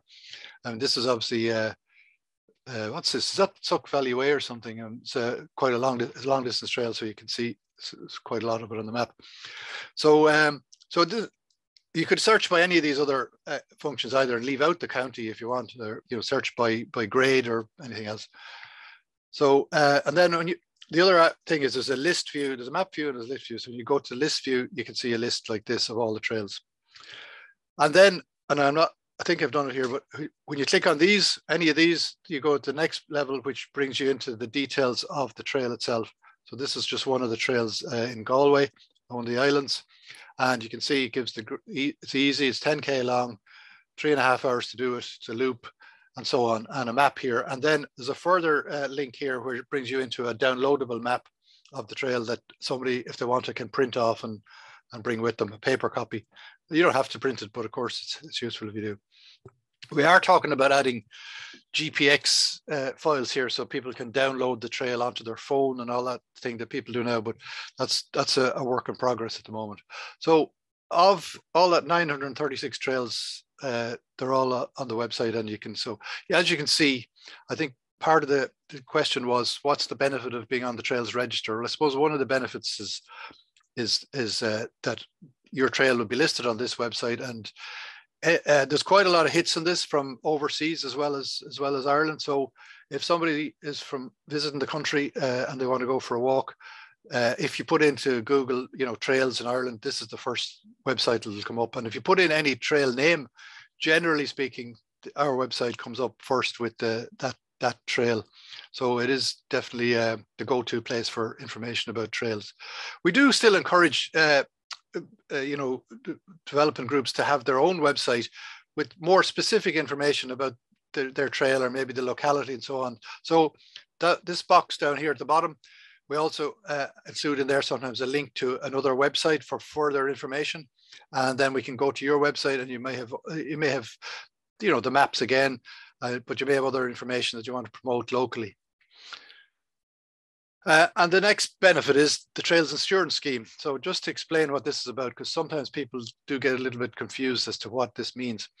The purpose of the insurance is to provide public liability cover to private landowners whose land is crossed by or adjacent to a trail. It doesn't provide insurance to walkers. It's not a policy. It's not a personal insurance policy for individual walkers. It's to ensure that if a person falls on a trail and a landowner, a solicitor decides, oh, well, we're going to claim off the landowner for this because they were on this person's land, that the insurance covers them. Now, there is the Occupiers Liability Act in itself generally should protect landowners, because they have no responsibility for a recreational, not no responsibility, but the level of responsibility for a recreational user on their land is quite low. It's basically that they shouldn't do anything with reckless disregard to injure somebody.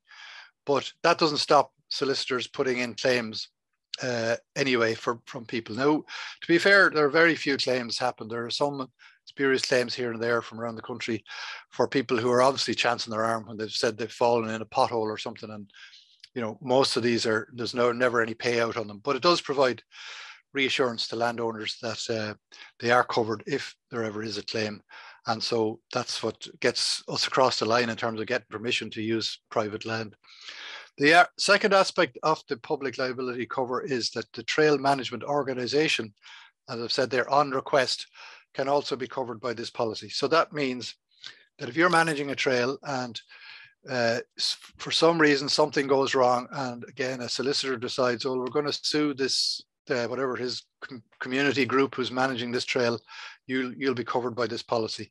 Now, the reason we say on request is that there are sometimes organizations who manage trails that are already covered by their own insurance, and we sort of don't encourage people to get double insurance, because we're told, and it's always a little bit vague, that when people are insured or organizations are insured for the same thing by two different insurance companies, it can cause confusion, and one company then fights against the other in terms of whose responsibility it is.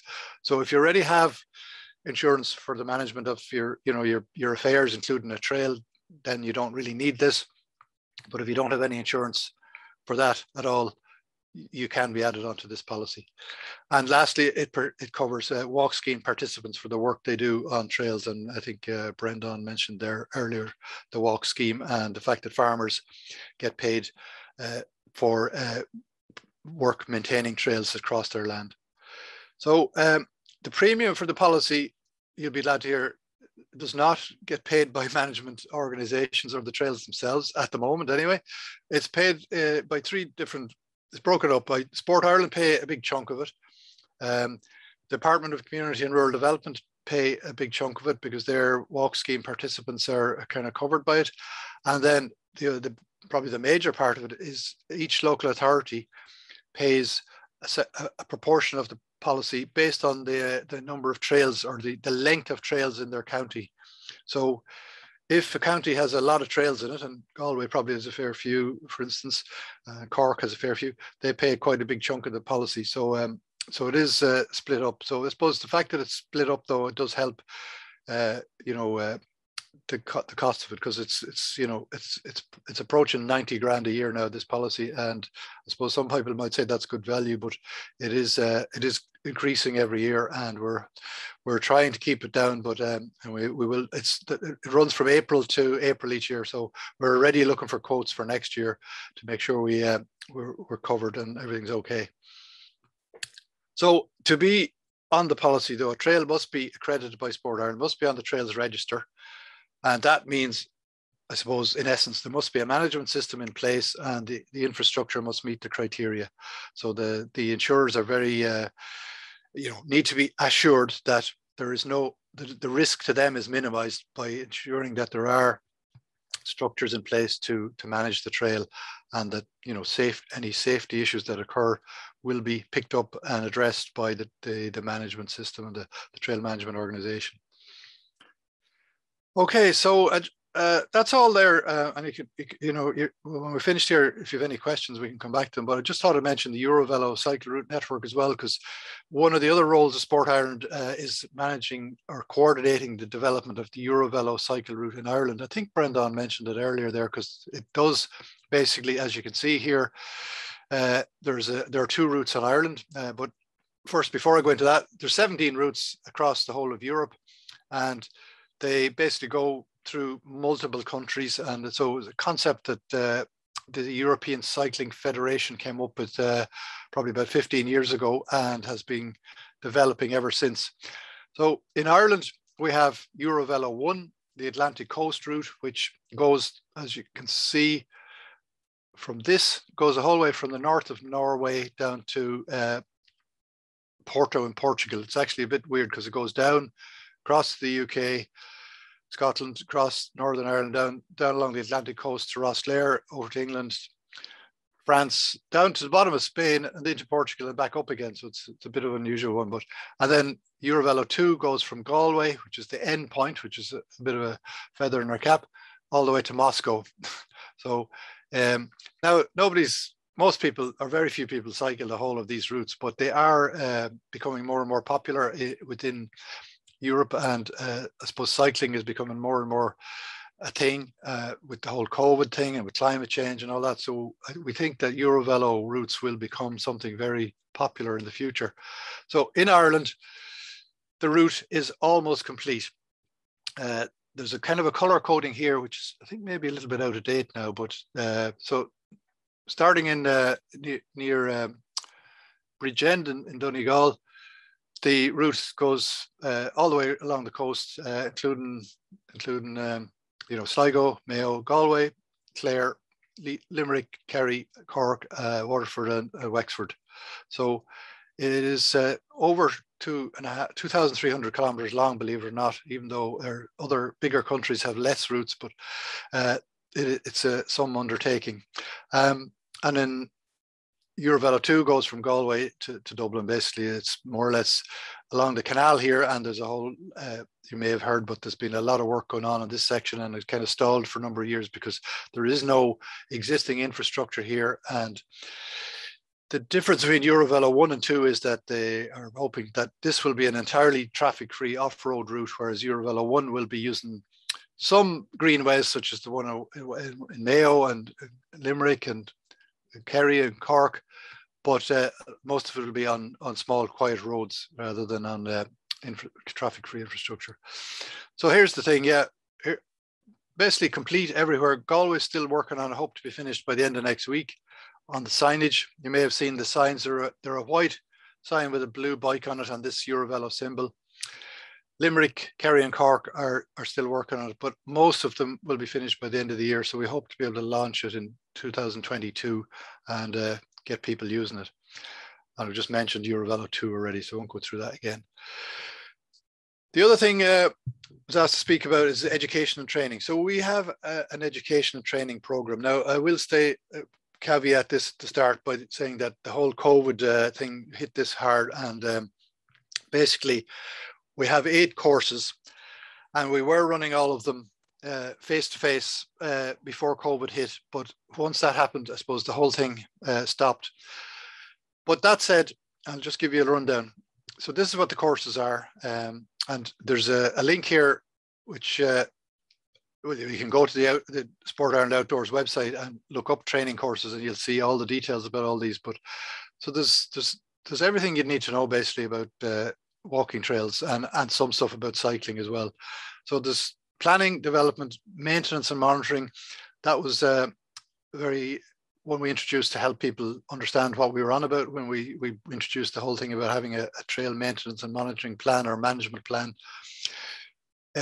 Introduced there's a couple of very useful hands-on type of courses here: walking trail construction techniques, and then trail surface repair, construction and repair. So these are very much face-to-face courses which haven't run for the last 2 years or 18 months.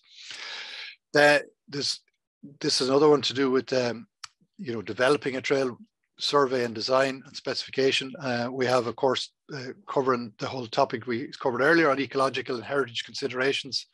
And then we have a course on recreational cycle route planning and development as well. So all of these can be, so I suppose the answer is, or the question is, when will we start running these again? And I guess we are looking at that at the moment and waiting to see, what guidelines. Well, we know what guidelines there are in the pipeline, but we do need to get up and running again. I will say, however, we had one online course, which we will still be running, which is the one on Introduction to Walking Trail Planning. Now, this worked quite well, although it was all on Zoom. It was a one-day course, and it was a duplication, or at least the online version of the first course here. And it did work well, and people found it useful. So that's still be running, and I think if you go on our website, you'll see dates for that as to when it will be run. But again, designed for basically state bodies, local authorities, or voluntary groups who are involved in developing a trail or considering the development of a trail.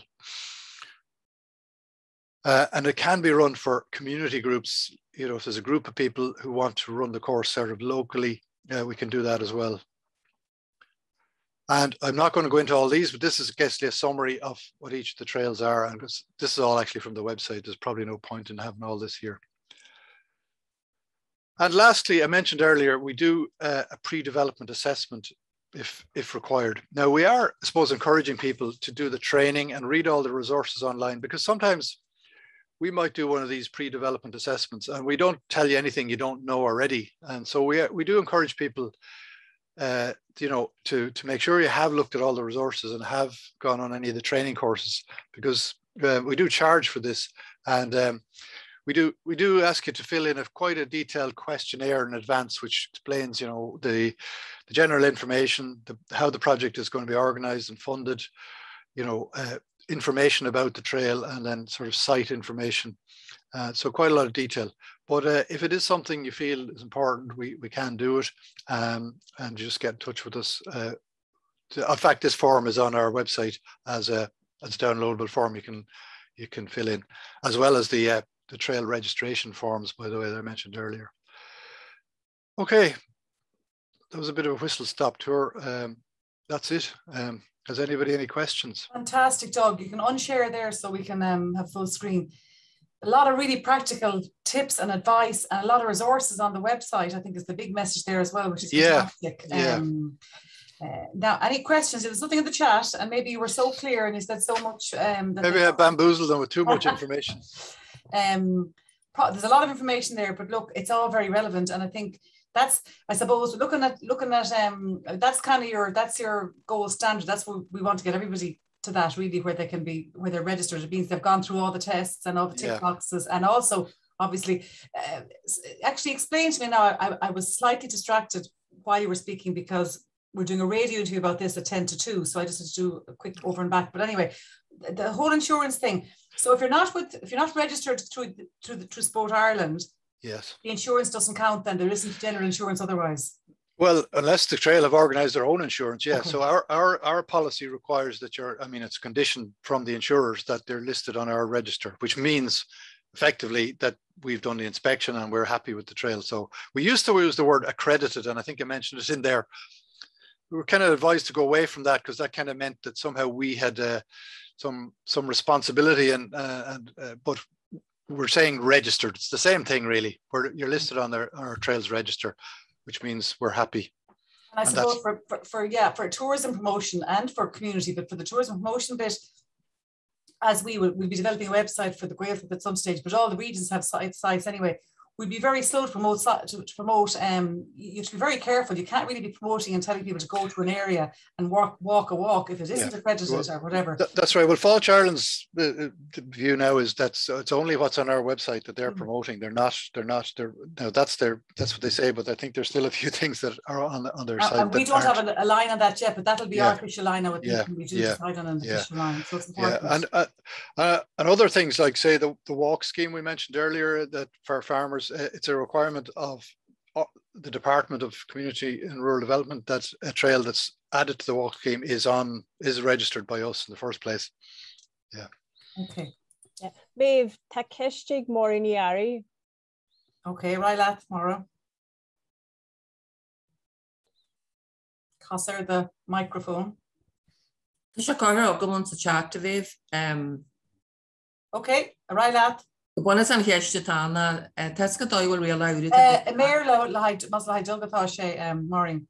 I'm just wondering if the new rules regarding the registration of rights of way will have any bearings on trails going forward. I saw that question there, Maureen. I'm actually not sure. That the thing with lots of trails, of course, is they're not rights of way at all. They're actually just permissive access. In other words, a landowner has said you can use the land, but it's not, doesn't make it into a right of way. And we always have to make that clear. And any agreements with landowners, the understanding is that they have a right to close the trail at any time. And that has happened if there's issues, dogs and things, people have said, well, we're not giving you permission anymore. So a lot of trails are not rights of way. Most of them aren't, in fact. I don't think it will change much in terms of the trails that we have on our register anyway. It may affect other individual routes that people walk, because there's lots of things people walk, of course, that are not necessarily recognized as registered trails. They're just routes that people walk anyway. So that's probably slightly different, Okay, Gramagad Maureen Shin Intoch. Now, I make main Kestella. I don't see any other questions. So Rahman's Ragas Hate Pisa Ella. Líadán tá tú anna fáideach an sin tá tú fanna písa. So tá an ríméid ar mistócha fáilte mór hors go líadán ní leatara tá anna gom ar fa couple blian inis mar tá sí mar chus go scéim atá an túdarás pártachán tá scéim agna ilfagí thursarachta ostú agus tá mai ansásta go si dinniu tá sí ag obair air Fanga bhecha mé tá sí gobar slí curca chuimhne agus stócha be anna go leordíine ar an slí seo hí sa chéirí. Seo slí go hart ar 8 km ceapam hí sa chéirí ag tosú trollí agus tá líad an fostíthe mar offi go ferbere ar an tlí. Bín si freigrachas lá seáil an togra, cotháil, planáil, cuasaí airgus agus muoinú agus ag tuairiscú agus tá sí tuairisc ag gobar le haid coiste dónach an sin.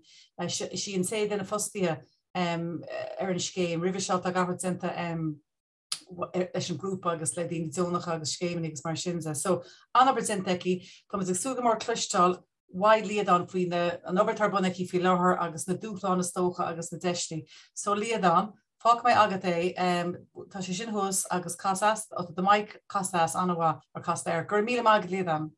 Hi mé agus chun fáilte gur mágad as an chuirtam an féidir lib se an scáán an mar Féidir tá sé anna heir gur mágad agus túiste. Right, okay, so gur mágad as an intro sin. Yeah, so mar hínte bhar an scáán an san sé seo muidne slícar choíine. So sé tamid bonnahan sa ar lehin is curcoíine so rihin an siúlóid seo ó trolí an sa amach mór timppel an cósta agus arás go trolí reached. So fun sec now. Sorry. Oh yeah. So just an cooler. So Bealaí siúlóide trasórta se slícar choíine agus tá sé 7 kilometer ad agus tasín sé I maiile trolí agus leanan sé miondóra pasán agus hartailte príváideach san siar idro an caum an scáil le scóil dainnicúis cantrá dúmpain agus an son ó dúmpain ten Bealaí ó thuig go bail ngáil agus harmas an tampáin ar heh na fréanan between tampáin agus siar ríiste dro trolí. So tógan sé idir 7 agus de láid ag gná an siúlóid ar fad a chríochnú brahan sé sin ar céchotafik is a hasíhaid é dhéanamh. So tá túrim is lehanslí I gantar ahananta gailta curcoíine. So siar an dagan tá chuid is drama túla stopad an siúlóid. Tros chorathe cósta timppla an puinte is fud siar an éan agus an son haar náis haar an slíomh naifa cirí sé sin cnachríanan agus ar aige trolí coscladig. So is é tá gceist na well trí réin den chud is mó ná bóra ciún tarmac takeán sléite Porcanna agus ailte agus os cion 50 km de siúl ar trána defriúla ní cean bháin. So is é hávíle kirche a 8 meter an tardú choamláin haar malach agus ke go bhfuil rein drap a géir an ní léon drap a géir suntasachan. Tá choréoch haar ihe flóirseach ins na bailte fearan ar fad go rihin an slí tríd. Tá an Bealaí sótas de stair agus scapathe le forrachaí sean átrih dúnta sé pélíní Cusláán agus méall ar an legan amach ceircolach is féidir é hápláil go héasca ag codanna. So tá sé briste soas na 8 stad defriúla so is féile ceanna dhéanamh nó is féile tas nuairtrálaí agus iad a fada dhéanamh diagarníoch. So tá Bealaí slícar choíine ar ceann de 38 Bealaí slí marcáil hannéir an faoi láthair. Tá sé sin defriúla stocha bhí dog a caiintin san méallar na trail de fad defriúla ach sé seo slí marcáil ar the waymark trails. So sínan siad sa go fé cehar chunta agus clúdaíonn siad haar níos mó na 3,500 km sa tíir seo.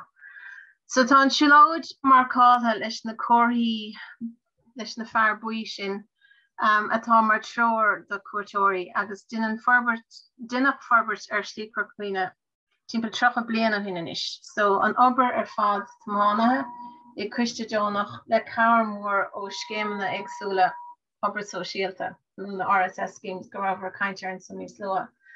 So duine mór an ibre ins na blianta lotha sin ach bhí páirteanna den slí imethe in olcas le tamil luas agus bhí géirgá le uascráidú I dhéanamh ar rud bheith me caiinte an san níos lutha. So na ibrecha úsáidean an slí cé gan ar reinste déir á túla ar cosán éonar agus go bhainfáilte ar an reint faoine se faoi teoiriachtaí cuairteoirí gach bliain. Ní léon choras fermiúil agus críimse bhain chun maina tóireachtaí dhéanamh ar levéil úsáid ar Bealaí náisiúnta Bealaí marcáilta na hÉireann. But So in Euroville agus Nadia chur slí carcuoine chumar 7 cúntúir suas chun líon na Siúlóide ósáid na rion na chlárú agus ní chuirtar na figurí seisteach a glár náisiúnta ná anrad mar sin agus go dtí sa nítead le húsáid ach go háitiúil a gcuine. So nó chun críocha sa muoinethe. So ó nolig Euroville agus Nadia go nolig Euroville agus fithe de hiúil beag nach 10,000 duine slí carcuoine. Actually, tá na figurí sin beidir níos bhóna san bus mar ní raibh roiintas na cúntóirí gine in áitina in gacháit ach táid fiasúir sin inis. So mar dúirt mé tar géin slí carcuoine na mílte trasóirí gach blion go carcuoine agus tá an sais seo trasóireacht tharbheith luachfar agus rúnach rud atá ahananta níos mó an éisistólam. So is trasóireacht maol fallen na cuairteoirí I dtithe lóistíní nó ó stáin sa cheantar. Bíonn riocht in na síbíg agus díocha ina haint san bíonn siad scape amach ar fud an counter seachas bheith cruinethe mar hampla in maiile naingin áit plóda go má leir tárig. Agus cuireann se le deis na fostíochta de gnóna beaga agus tictar go bhfuil éileh ag fást an sainsa trasóireacht amachchan sa nó sa bhad tearma. So bhí annach caint an san méala Christí agus Christí Dónach. So is Christí Dónach tá man slí carcuoine agus tá obair mór díanta beagán ach faní ag na daoine seo le blianta fada agus de bhar an iarachtaí go bhfuil an slí fós ann. So cé gur má ann an spréid agus an foioine fitá taobh hiúr de bhartas Dónach mar seo cruthaíonn sé deacrachtaí chomá. So tá sé deacar ar daoine atá ag feimú ina gcuid ama saor dailá leis na riachtainna sí casta ó thaobh iarrta sí ar dónta sí agus muoinú eile agus dailá leis na hagra sí stáit agus rialtas áitiúla. So lehaisiúd gur leotha na tantaí trína héana slí agus lena daoine atá ag bra go hach na múl ar cuairteoirí a úsáideann an slí. So faoi mar tá ráite gom tá slí carcuoine ag machtant ar gailchud le blianta fada le achfaní. So is fear nábheith sé ann an éair marach an dáthol na hagras an banistí na scéim ibrithe sosialta nó an RSS scéim agus na hebrethe dhéon obair úntach ach bhí sé sin geartha siar go mór tréis an gear céime ach na 2017. So tá fios ahra takeartha sin na déanaí bunathe ar tuiscint nua ar an tácht agus an féidireacht atá ag buint le héad trasóireacht agus fáil is stocha ar achfaní leis tá sé sin ahra go mór agus tá annach chud pléite meallar sin hána hain an jobh. So maidir le achfaní ar slí carcuoine gan áras tá muoinú atá ar fáil ag údarás na gaiist an post atá gomsa féinis haar tréimh se 3 bliana. So chuann sé seo áis ó hebh fórn ar fáil chun planáil agrú agus chun chur bhaim forbathe an slí agus tá an áilte rimime sin go mórmhar ag an Christí Dónach. Tá installas substantiúil chur fáil le déanaí ag an ORIS agus pléocha sin leis na cainteoirí eile. So de bhór mór Euroville agus an Nadia de bhór mór ráchiad sa 3,000 ar fad agus an son a ríist bhór mór 2,000 eile im líana. So is é seo an ciad mór in isteocht le fad an lá sa slí féin agus táring an target seo bheith caite rih deir na mlíana seo. So tá ráchiad sa 37 categoin in irig agus táid nach mór táid gobrúnis ar an 2,000 eile agus táid nach mór críochnathe lei sin. So just ní féidir an rud a hiiscint an san. So úsáideach an target ORS seo chun deisiúchaní dhéanamh ar na stácií ar fad den slí agus tá survéireacht ar bun i gcónaí chun hátainna sin aimsú na hátainna go bhfuil gá le osgrádú agus na hebretha chuí a chur siúl agus ná bíon ar in conraí ihre a chur mán chun an obair seo dhéanamh ar slí I clí gan áras le chuin si a bhaine leiríal go poblí agus riacha timplacht mar bhí pléit gon na nuamh leis. So dáanta leis an agad atá luid gom ón ORS bhí breis agad chur fáil ag an cálacht líidir leis NEKWD chun ibrecha áirí dhéanamh maidir leis an slí. So ó thosna mis sa fás táid tréis agad ráilt ón ORS agus ó NEKWD. So just sample beag like den over atá diantagain so just tógach é seo suas de massa tampán le dianaí so sé seo an slí mar bhí sé siad sanna lads atá chuasan fi láthair I gobar agus sé seo é críochnathe. So is an sá atá má ifig inis gach lá nach mór. So an sahí so tamid ag basically tógan cosán láh dianta an sa suas an slíomh sa an mas tampán.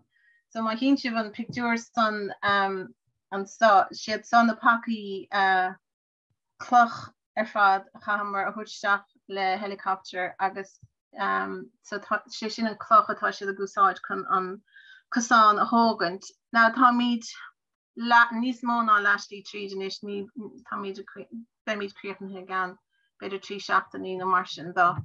So seo just sampla don an cosán atá dianta gon go ddíosa agus a rí seo sampla eile like so thuas ar an gnách is mar seo a bhí sé an so agus inis bhíochann sé mar seo. Agus just ó heh irde a just chun sampla chuirtíh sé seo an rácan atá amachháin. So rí close-ups just dus na stepanna táid a tógant suas ar an slíomh. So is obair dúlánach é agus is táid a gúsáid foireann speisialta atá tréáil speisialta fachtacha ó grúpa an Alban agus tá siad a déanamh obair úntach an go chéan lá so táid a trá leis. So fé mar bhí luite gom bhí tácht nach beag leis na scéimna obair so síalta maidir le choháil an slí le fada agus tá breis feim le buinte astómh seo I gcóir leis an targa breise atá ar fáil an gcuine inis. So tá fearn obrethe faoi cumarcha an údarás agus eile faoi stúr na suistí agsúla inar anna ceachtathe ar an obair seo agus tá gá le có-ibrú agus có-ornú le húil ónas an obair seo ar fad a bhaine stú agus a gur a gréocht go éfachtach. So is tugra gas de slí carcagóine a bhfuil mór an agrachtaí agus partnéirí leasfear buinteach leis.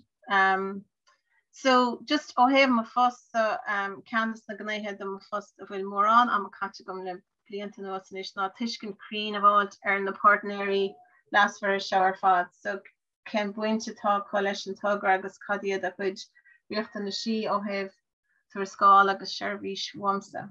So mar dúirtán an san tá cuiste, so tám sé freigracht as láseáil an tugra, cuasaí agad, tuairis ganú chuig na faoin sí maine agsúla. So bí me tagbáil go rialta leis an cahirirlach an cuiste agus na hifigiúh agus is a chu san atá treoir agus tuairt dom maidir le mo chlár ibre ach mar a bhaineann go minic le hagraíochtaí Jonach is go ditin chun mórdas na freagraíochtaí ar an féin os rud é gur mis an tain fostíí atá ann agus is dúháin mór an an choharméocht idir treoir agus ólas áilmhatha agus mis cimad ar an ólas mar is ceart. So ní gcónaí a higann gachtainna go bhfuil gá feimú islí a cholíonn in stoch an chlár ibre tá le cumach idir slí carcóin agus na hagraíochtaí maonathe agsúla. So I'm just my treat son. So beam me dankful go réalta stocha le bín annach an margéachtar siúl leis ó heh slícar gain agus cam míid heh na man so síalta agus just an anim a bheit mohan san. So bí me dangháil go riad le cuairteoireacht Corcabrina an agriocht lehinis atá lé le margéachta an gaantar ó heh trasóireachta agus an gomín cóbrú agus tuiscint cad atású le gataine agus éfacht níos fearr chuir leis an obair. Ina hananta san bína dangháil go rialta le fuair áitiúla fáilte éireann chun go meach obair forbethe slícar gaoine asúla dó sin agus buntáistí a bhaint as a go iireachtaí sin amón margéachta. So just mar sais ahantas an sais ahantas atá míid de fáilte náis tá míid tris annachchuid sais acalaí de friúlaráid like in Council we got Remote Irish Trail was named on the list of the world's most beautiful walks. Vormerishin Bitter Shane the Shakfio hin, the Diani Vormore and Council, the top 7 in Europe, one of Ireland's or one of Europe's top 7 walks. So, Tanachid Ahantis Stocha all about again on Ober at Stach again. Le trim which is like tashin just anavad branch gomak because will me fall size I guess go ale of more air and over twagian spin has to go just isha has sponty so just shisha like choristic hele right I suppose fish in the bioga in the schlitte de frula or in the stad in the de frula and I just mar hampla dan size Siúlóide atá gain just has to go meisio has sponti so níl anna cúpla nómant.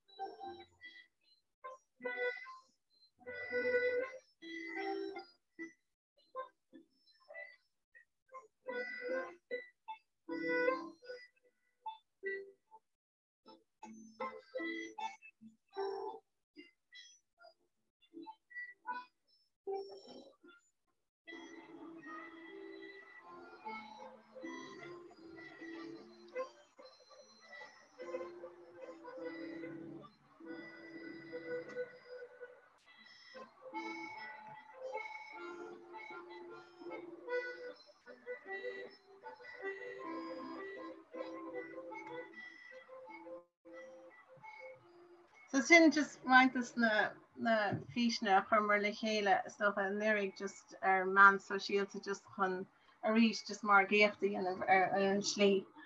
So just mar concrétnú suas like so tá trí blianta caite go muis fós agus tá a lán fálam a gom tá obair dúsánach agus tían arúir ach tanín sé go mórlam agus tá obair ríháchtach is don tauchaí trasóireacht sa lehinis sa fad terma agus tásúla go raibh mé ábalta is sin a chur chun cín islí siúntach. So tuigem áfach go méid gá le bartas eile iníag seo chun leanúint leis an obair agus go gafar fiochant structúrí agus faointe agad sa fad terma anas chun slí Corcabrina i chiamád mar ceantas na Siúlóide is fearr san órach. I carú leis an pobl in orúnt don trímpleacht agus tainmhach de cuairteoirí ins na blianta machchan seo. So sin mise. Gur míle mágad líad an Har bheith simú agus stocha séta tú uair le a chafah cansfaoin slí. Ceatain ach just tam ag dúrige chiamád gar. No, gur míle mágad a líad an agus ceist agus imigir go dánaisteach mar níle freigraí agam ach I know ó pléidí aganne a dtíh muoinú fad termach like is stocha is lehinis mór sin agus is slí atá an le pí a fada agus cáir agus mar dúsin ar aon na fostí an gotí seo agus an scéim a tusa fostí a faoi is scéim geartermach scéim eún atá an so ní bhd lean nach é. So a dtíh Seshni fad termach agus bhí plé beag agan faoi seo leis an rion bí sam céin rion. So béidir Céir díad na ránaí síos an bóthir chun duine chun gomach recreation officer stocha agat in éá saháinú cúpla cheantar a tarns le chéile céirdíad na bhfuil céirdíad na foinsí gur fé, cos is rud bháinna cheannacht ábhar agus dúntas á le haid PC clochanú pí obrianna, but le haid duine chins leannach cáhfuil na deistín sin nó cáhfuil se bheith breanúir ag an am seo. Más féidir sin a rion síle sam mu sé rúnda ag an am seo féidir gohfuil. Well, níl freagur gumsa san an éarráile ach just go fad agus go féidirlumm i dhéanamh amach agus tá sé pléite goin hána an tain slí gur féidir in duine áhasú go fád termach chun an obair sin a leanúint ná tríd an walk scheme nó RRO. Ní léon choras eile a gcuin sa tíir seo chun daoine mar sinna osú go fóil beidir go duchaigh ahrú ar sin, but go fóil níl. So an obair sin ar fád atásúil ní léon choras eile chun den éigeanta osú chun an obair sin dhéanamh. So tá chuirteach ag slícur cuoine tá siad tréis an tá prótas sin ar siúil faoi láthair tá siad tréis chuirteach sin ach ní léon freagur fachta chu go fáil. agus tócha sin ceist mór ceist céirdín na foinsíile nó de deistíile dul me leis na cóirla chundé daine gur mád is sin rinsin líadán agus nícim ó an fan bhfuil ceistháin agan dus daine gimacht. Ok, look tá agé cáhfuil sé réós agus mé an an tólas a rins a ríis nó eistí leis sin an tólas rinslih gur míle mád sin. Inis go sín cancer dearnach Patrick ag sín sin go faideach tá Patrick ciú gobar leis an údarrás mar síir céim fostíocht I cantar go seaige a pléile go leor rudí is tócha sa post sin ach ar le tá sé pléile anrá ban samach ag ferbert Siúlóide ó Yes Bealaí Siúlóide agus Rothaíochta ó tús go críoch rilí agus andalcinn chin senta so thomas agsúla clustal so ar ball ar commisléir ag tús an sesiúnim ar maid an leabhar Mary Louise faoi seanna wach agus an stuff is doch Ecological a bhhain leis an istá Patrick an leirfuoin stuff practicúil a rinne sé agus an fur na lugan sin chun an bailach seo a chur a gríoch. Patrick a ráile agus is fééis leat a PowerPoint a rins freisinú sam leisting a grín sé sin. Okay. Will you have able to brand new? Tá agus just still presentation mode an sin Patrick. Okay, just 1 second in ish. Okay. Cur míle mágad. Okay, will you able to brand new? Tá. Inta. So just fui cúpla rudí is mise Patrick McHugh tam gobar mar síiste le ha údras na géaltere agus tá lonithe I cantar na Éileán agus leis mar fós tá ag muir seo I cantar na Éileán sús go dtí farbis chun mar lár sús go dtí chaisiil, okay? So aniu be kaint faoi an tugra seanna wach. I think go sé spéisiúil le ha costí no costí áitiúil tá ag smíú ar tosaí faoi tugra faoi Siúlóide nó Rothaíochta mar leis a chur láthair nniu bé gatain a fáil ólas or tús go dtí Jero cad a rinnemuid faoi cholarrod rudí bhí Brendan a cant faoi rudí bhí Mary Louise a cant faoi rudí bhí Doug a cant faoi agus an áras agus an Johntas is céir go háir faoi sin. So go mé ólas said ar cináte bhfuil sé lonithe. Well, tá sé lonithe I deisceart géalta Connemara ar an bóthar R336 ó spidil go dtí Líonán. Agus freisin tá sé an bailach Atlantic faoin. So mar breanúir sin an bóthar 336 é seo agus sin bóthar go dtí cantar na Éileán cant ar céad crosróthir sin go scríb an dar crosróthir mam agus den sús go dtí Líonán. Okay, so it's an bailach ceart freisin níos rád ó cosisiaraige, níos rád ó cearú agus níos rád ó chána. So is áit beidir go maiid bhfuil le haid an tugra seo. So úscádaí Johnmuid ar an bóthar atá faoi dhearag sin an 9 kilometers agus tusimid lé faoi sin I gáhríide agus is 7. Forbert John ta freisin ar 3 lubaní eile sin an spurs an faoi glas, spur iver 1, spur iver 2 agus spur iver 3. agus fao spur iver hain tá 3.5 janta I 2009 leis óras agus tusmid play fao spur dó 2 kilometers agus 4.5 kilometers I sa saora an blian seo. So tá frí an bag é seo agus just chum mé clic leis go mé tú a breanúir. So just Brian was sin sport over a hand leis an 9 kilometers. So just átribal sé tá sé doníthe a parta so sé cantar Gaeltachta. So céir de bhí, so an rud bhí an táhachttar ar dús leis aon tugra bhí muid ag smíniú ar seo. Céir de bhí muid ag géirí, so leis an concap bhí muid ag géirí aisin na peibli a crothú go mé cuasaí turasach a forbes sa Gaeltachta sin an táhachtta agus go mé Beiidir leis turasachtas ruí best breis postana a crothú agus incompression a thuirteiste sa cantar. Go mé spás sáhailte faoin air a crothú do winter an cantar sin an táhachtta mar hananta níl tunna footpaths go donna sa cantar agus níl mór an fi láthair.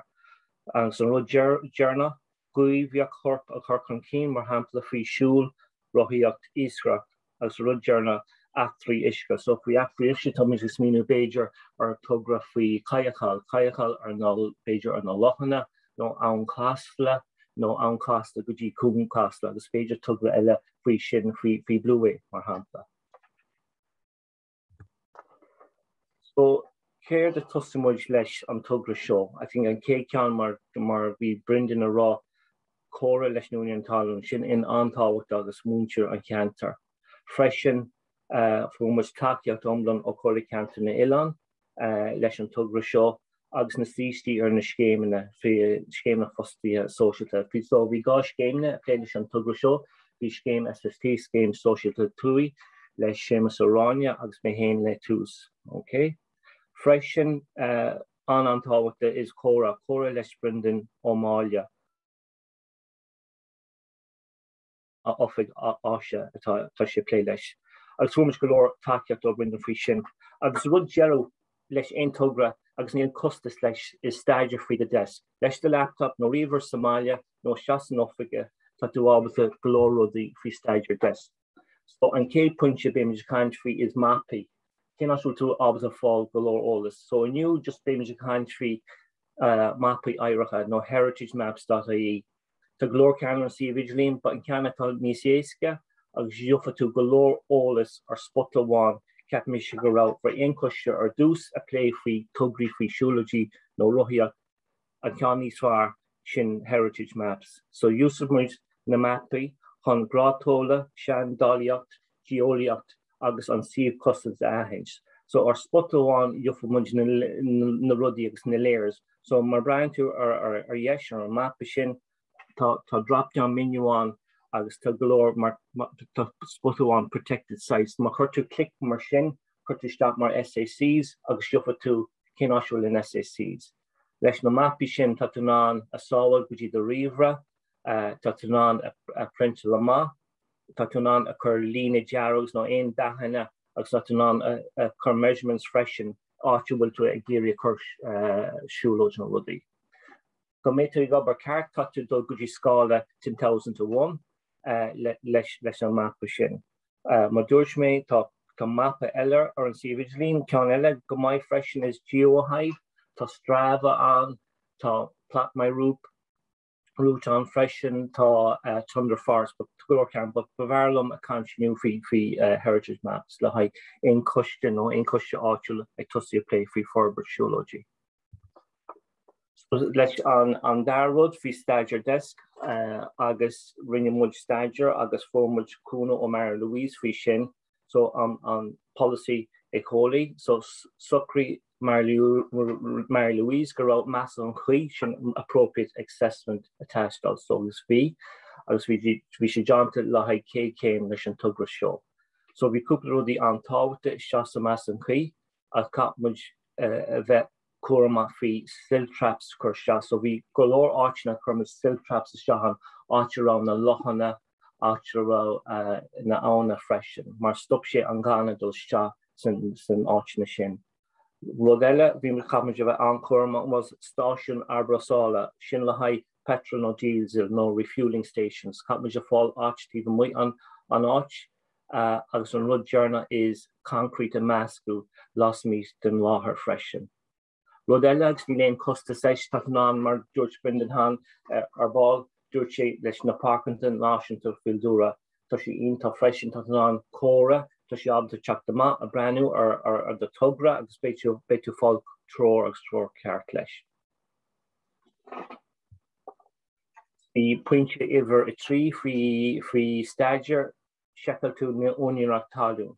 So fhí sin use muid land direct chun an túin tá sin ahans. So tá costas fhí sin háart €2. So fhí €2 jofa tú stahad a rifost mar email jofa tú an stagiar leis an folio agus an anam agus an seolah leis an duine atá an úniún atá tú fáil. Rud eile checkmuid na sean iritas panel ar an siomh an chorla chundé faoi seanamhaach agus formid nach rá cadíomh iritas chun mithe gluthe arbor. So bhí cad panel, but ní bhór sé agus ní bhór sé mar bhí fibannaí agus ní rá an chorla chundé sásta faoi Ecological agus an plan a bhí faoin muthbhí. Mar dúirt mar Louise, hána like sin mud an tábhachta go dheofa tú trór agus advice ar dús faoi ón Ecological. Sin cúpla pictures agam ó land direct an can ar yes sin an bóthar sús go dtí mam agus líán, okay, an R336 so sin tús an Siúlóide came over hain an 9 kilometers. So ma Brian tour tá písa harta 8 kilometers faoi buí agus faoi buí faoi land registry sin right away. So ar dús tá an tugra féidir níos éasca a catú a Johnú córa ar dús leis na úniúr. Ma nach mín na úniúr talan agus tú héna gobar ar an báil céine ní éon tugra. So ma Brian tú tá sin ceann ón na fólios ma chur méid clic faoi seo diofaid an fólio. An ceann mór atá scríte mar le muchu sin camanid, so ma chur méid clic faoi sin diofaid an tólas faoi an camanid. Na stripey bug é seo sin faoi daoine fáil cadú leis turbidity rights a branch moon. So freisin ma chur méid clic diofaid an tólas go héine na úniúr tá lé faoi na áitina sin. An ceann ar clé tá ceann ma chuirtú clic faoi an písa sin faoi an dearag diofa mé go rá an áit sin leis camanid plan number 1X agus go rá gá fólios leis. So cé céim eile bhí taistil an rud really antábhachta so bhí cruinniú ar an siomh leis an tugra seo leis Brendan, okay, sin in antábhachta. Agus taréis sin tosaí muid ag labhairt le na úniúr talún agus tosaí Brendan ar labhairt le gá úniúr freisin. An trí rud chuirmuid le chéile chuirmuid buí fórchuiste le chéile leis an tugra. Agus fhí sin bhí hátar 6 daoine ar an fórchuiste. An rud dearna an sin antábhachta mar dúirt Doug freisin is an MOU, Memo of Understanding. So chuirmuid le chéile MOU, Memorandum of Understanding a bhain idir Coirleachta na Oileán agus na Úniún Talún leis an tugra. So mar bhreathn tú ar an picture ar yes, sin picture leis an MOU agus an cé lehanana. So tá háart sé lehanana a seas a chunra agus na leanacha dearna sa chunra tá diofamuid na amnachaí an seolamh an síniú agus an iver gohan le haid gá úniúr talún. So tá sin an tá cópaigh Brendan fi sin strap mar Africa áisina agus tá be cópdul go dtí Doug freisin leis an iritas le haid cad le haid an Siúlóide. So muoinú an rud faoin na tugraí seo tóg sé am agus tó sé airigid. So an muoinú formid leis an tugra ar dús was formid I 2017 formid muoinú de 76,000 ó óras chun an 9 kilometer arbert. So blian gavin is agus níjeg for which mean the 19,600 freshen or oris la high spar every hen across sin an K can fi glass. Agus an blin show sa saura for much arrogant or park in a Galiava ag for much harter Caracha Mila la high spur every do ag spur 3 across. So Shafi shouldn't be ga kilometers as car punch Cuid. So here the V test the ravine upper. So 2 lesh na hybraha, shin on top of the crohoy, the sea and scheme social to 2. So courage Seamus Orania code sawalshed and tugrilicalia. So care the V shasta code. The Roches Modena Shahanshin method statement, massive and risk assessments, lesh and jobany, August toolbox talks fresh lesh. Na Ron Farchi agus na Untitled a bhí gobar leis an tug refreshen. Crutní na scéim na fostia socialte na hybertha goléir I górle winter an canter freshen. So sin táta a number a bhí muid ianu we courage on to rivery. So sin I think would táta mar we Mary Louise country mar chudden trugra capmuj CEMP Ionovs, so CEMP, Shin Construction Environmental Management Plan. So, Machutuk staff the aim plan on ish. No a Cuid congate the aim rod and Seimineár be and Colachonde agus a course plan a court to CEMP. So, Shin and Kyan the Jonta ag Mary Louise, ag swimmer Tor Mary Louise, lesh and spur ever hen, summer Brian to our picture and clay. Tá nóti ó 2-3 cardiac súscuí fi héan. Agus leis na nóti sin tá tror fanta ó Mary Louise, mar hampla fi punch over a hot big sandstore. So tá spot 4 by 2 meters. So sin áit bhí muid cad chur sand leis le hain tugra mar store. Okay, so we ruddy screef take surround the area with ram so that no sand sediment can reach the water courses. Agus put tarpaulin cover on in order to create Nha. Former straw fashion or point ever a new jig free pipe installation. Agus free in mar hampla free road repair. Agus an traw free concrete.